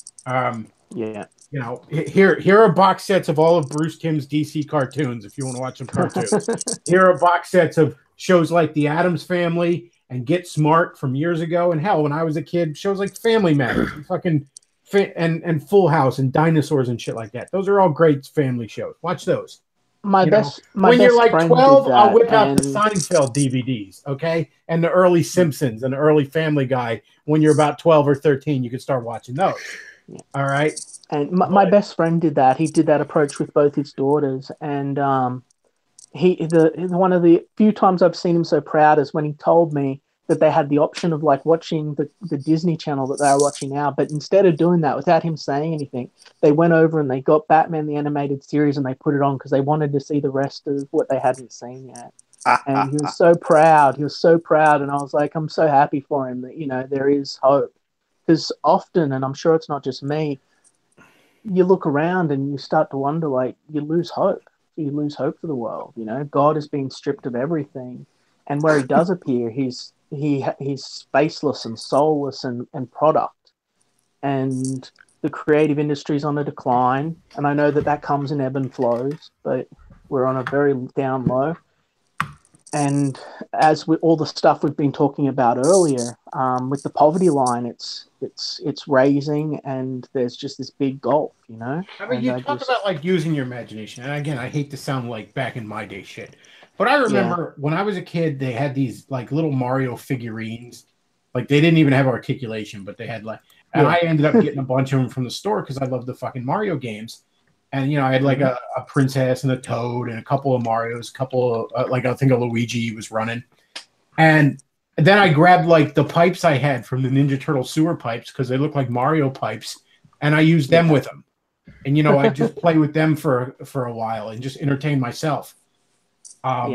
Because, I liked playing the games, but then I liked, doing other shit. And that's the thing. There's nothing wrong with the games, nothing wrong with TV. There's nothing even inherently wrong with some limited social media, depending on the age for a kid. But you just got to make sure there's a balance to things. And balance isn't easy. Balance is perhaps the most difficult thing in the world. But it's also what you have to have. I think that's what we're struggling with, maybe, perhaps. Everything is so excessive that we're off the kilter. Even our pleasure centers, we're off the kilter. Like, it's not... unless something is the most fun thing in the world, no one cares. Well, think that's every. You see, credit. Everything is either the worst ever or it's the best ever show or whatever they saw. I mean, not to pick on them, but like I remember Argent was talking. We mentioned like the Marvel movies, and I think Thor 2 came up, and Argent's like, Thor 2 is the worst mainstream movie I've ever seen. Well, he hasn't watched Ghost Rider then. I'm like, are you freaking kidding me? Are you kidding? Like Thor 2's biggest fucking crime is that it's forgettable. Yeah, exactly. And you're going to tell me it's the worst, mainstream big budget movie. But that's just this. And you see this in political spheres. Why is like every political person out there is either like your worst enemy or they're your fucking savior. Mm-hmm. I mean, we see this with Jordan Peterson. Everyone is arguing right now over whether or not Jordan Peterson is the Antichrist or the Messiah. And nobody's taking a position that, hey, maybe he's not either one of those things. Exactly. Maybe he's just a guy with some useful advice. Yeah, who bothered to spend I don't know, 2 or 3 decades reading books and has a decent perspective on fucking things. And maybe you should take his lessons and just adapt them into your own life. It's not like he's the kind man of is faggy when it comes to whining about identity politics. But maybe sort your shit out before you try and change the world is good advice. Yeah, I think there is some wisdom in that, and I know that a lot of people take the piss out of him for that. Like, oh, that's such obvious advice, but I think that a lot of people do need. Luke, that's to fucking hear that. fantastic. That Oprah Winfrey thing. What do you think? I don't know where you found that, but that's just great. A big thank you to Davis. Oh yeah, somebody in the chat mentions Medicare. Everyone wants to act like Medicare is on their side and shit because they can't accept that he's just some guy out there laughing at shit. They can't accept that.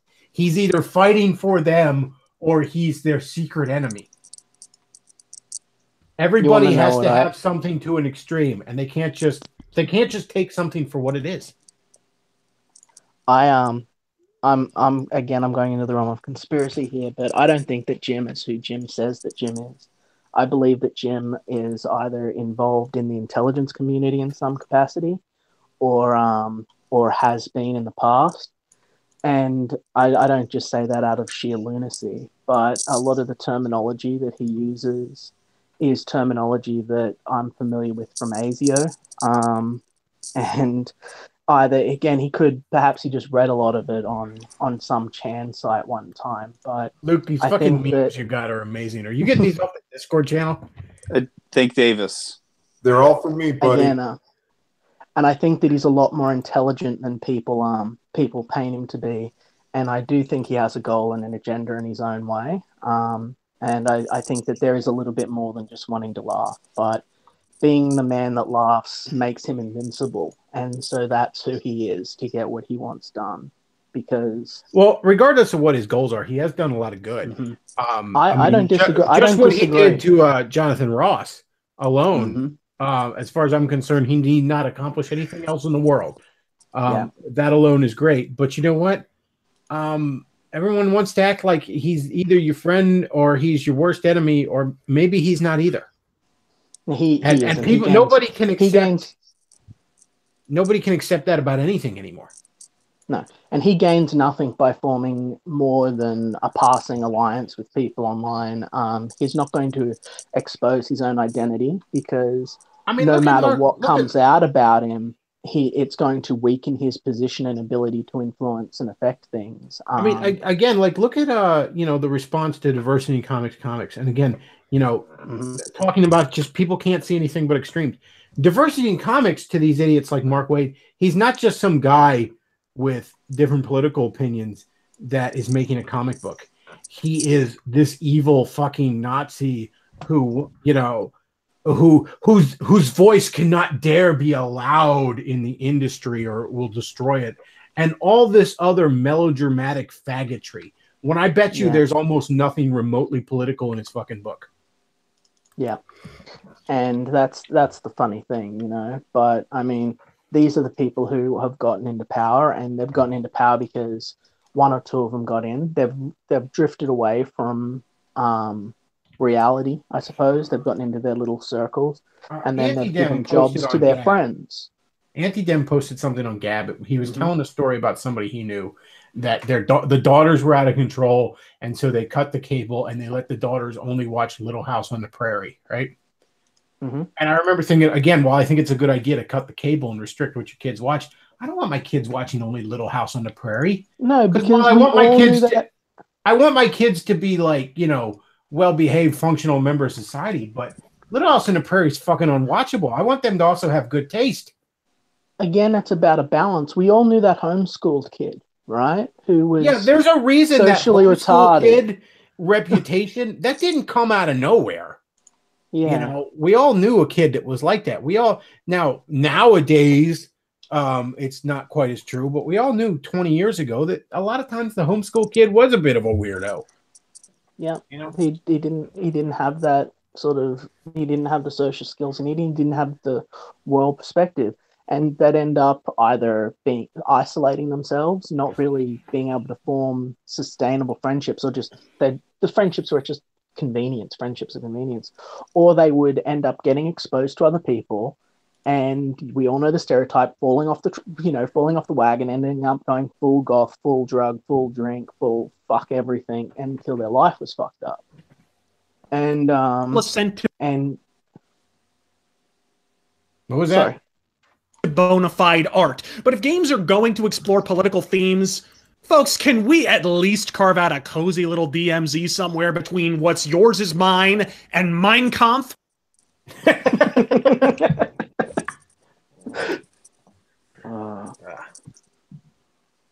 All right. Well, I think we've talking about balance here, folks. Yeah, I think we've gone on long enough. Anybody got any closing thoughts before I wrap this up? Freak heaven. Oh, My couch pulls out, but I don't. Thanks for having me on, man. I appreciate it. It's always a good talk. It's always interesting. All right, folks. If you enjoy the content I put out, do check out the links below. Check out the sponsors: Asshole Consulting, Steve's Jerky. Check out, the PayPal, the Patreon, the Amazon wish list. That helps me keep doing what I'm doing. And thanks for listening, everybody. That's about all we got for tonight. Bechtloff out.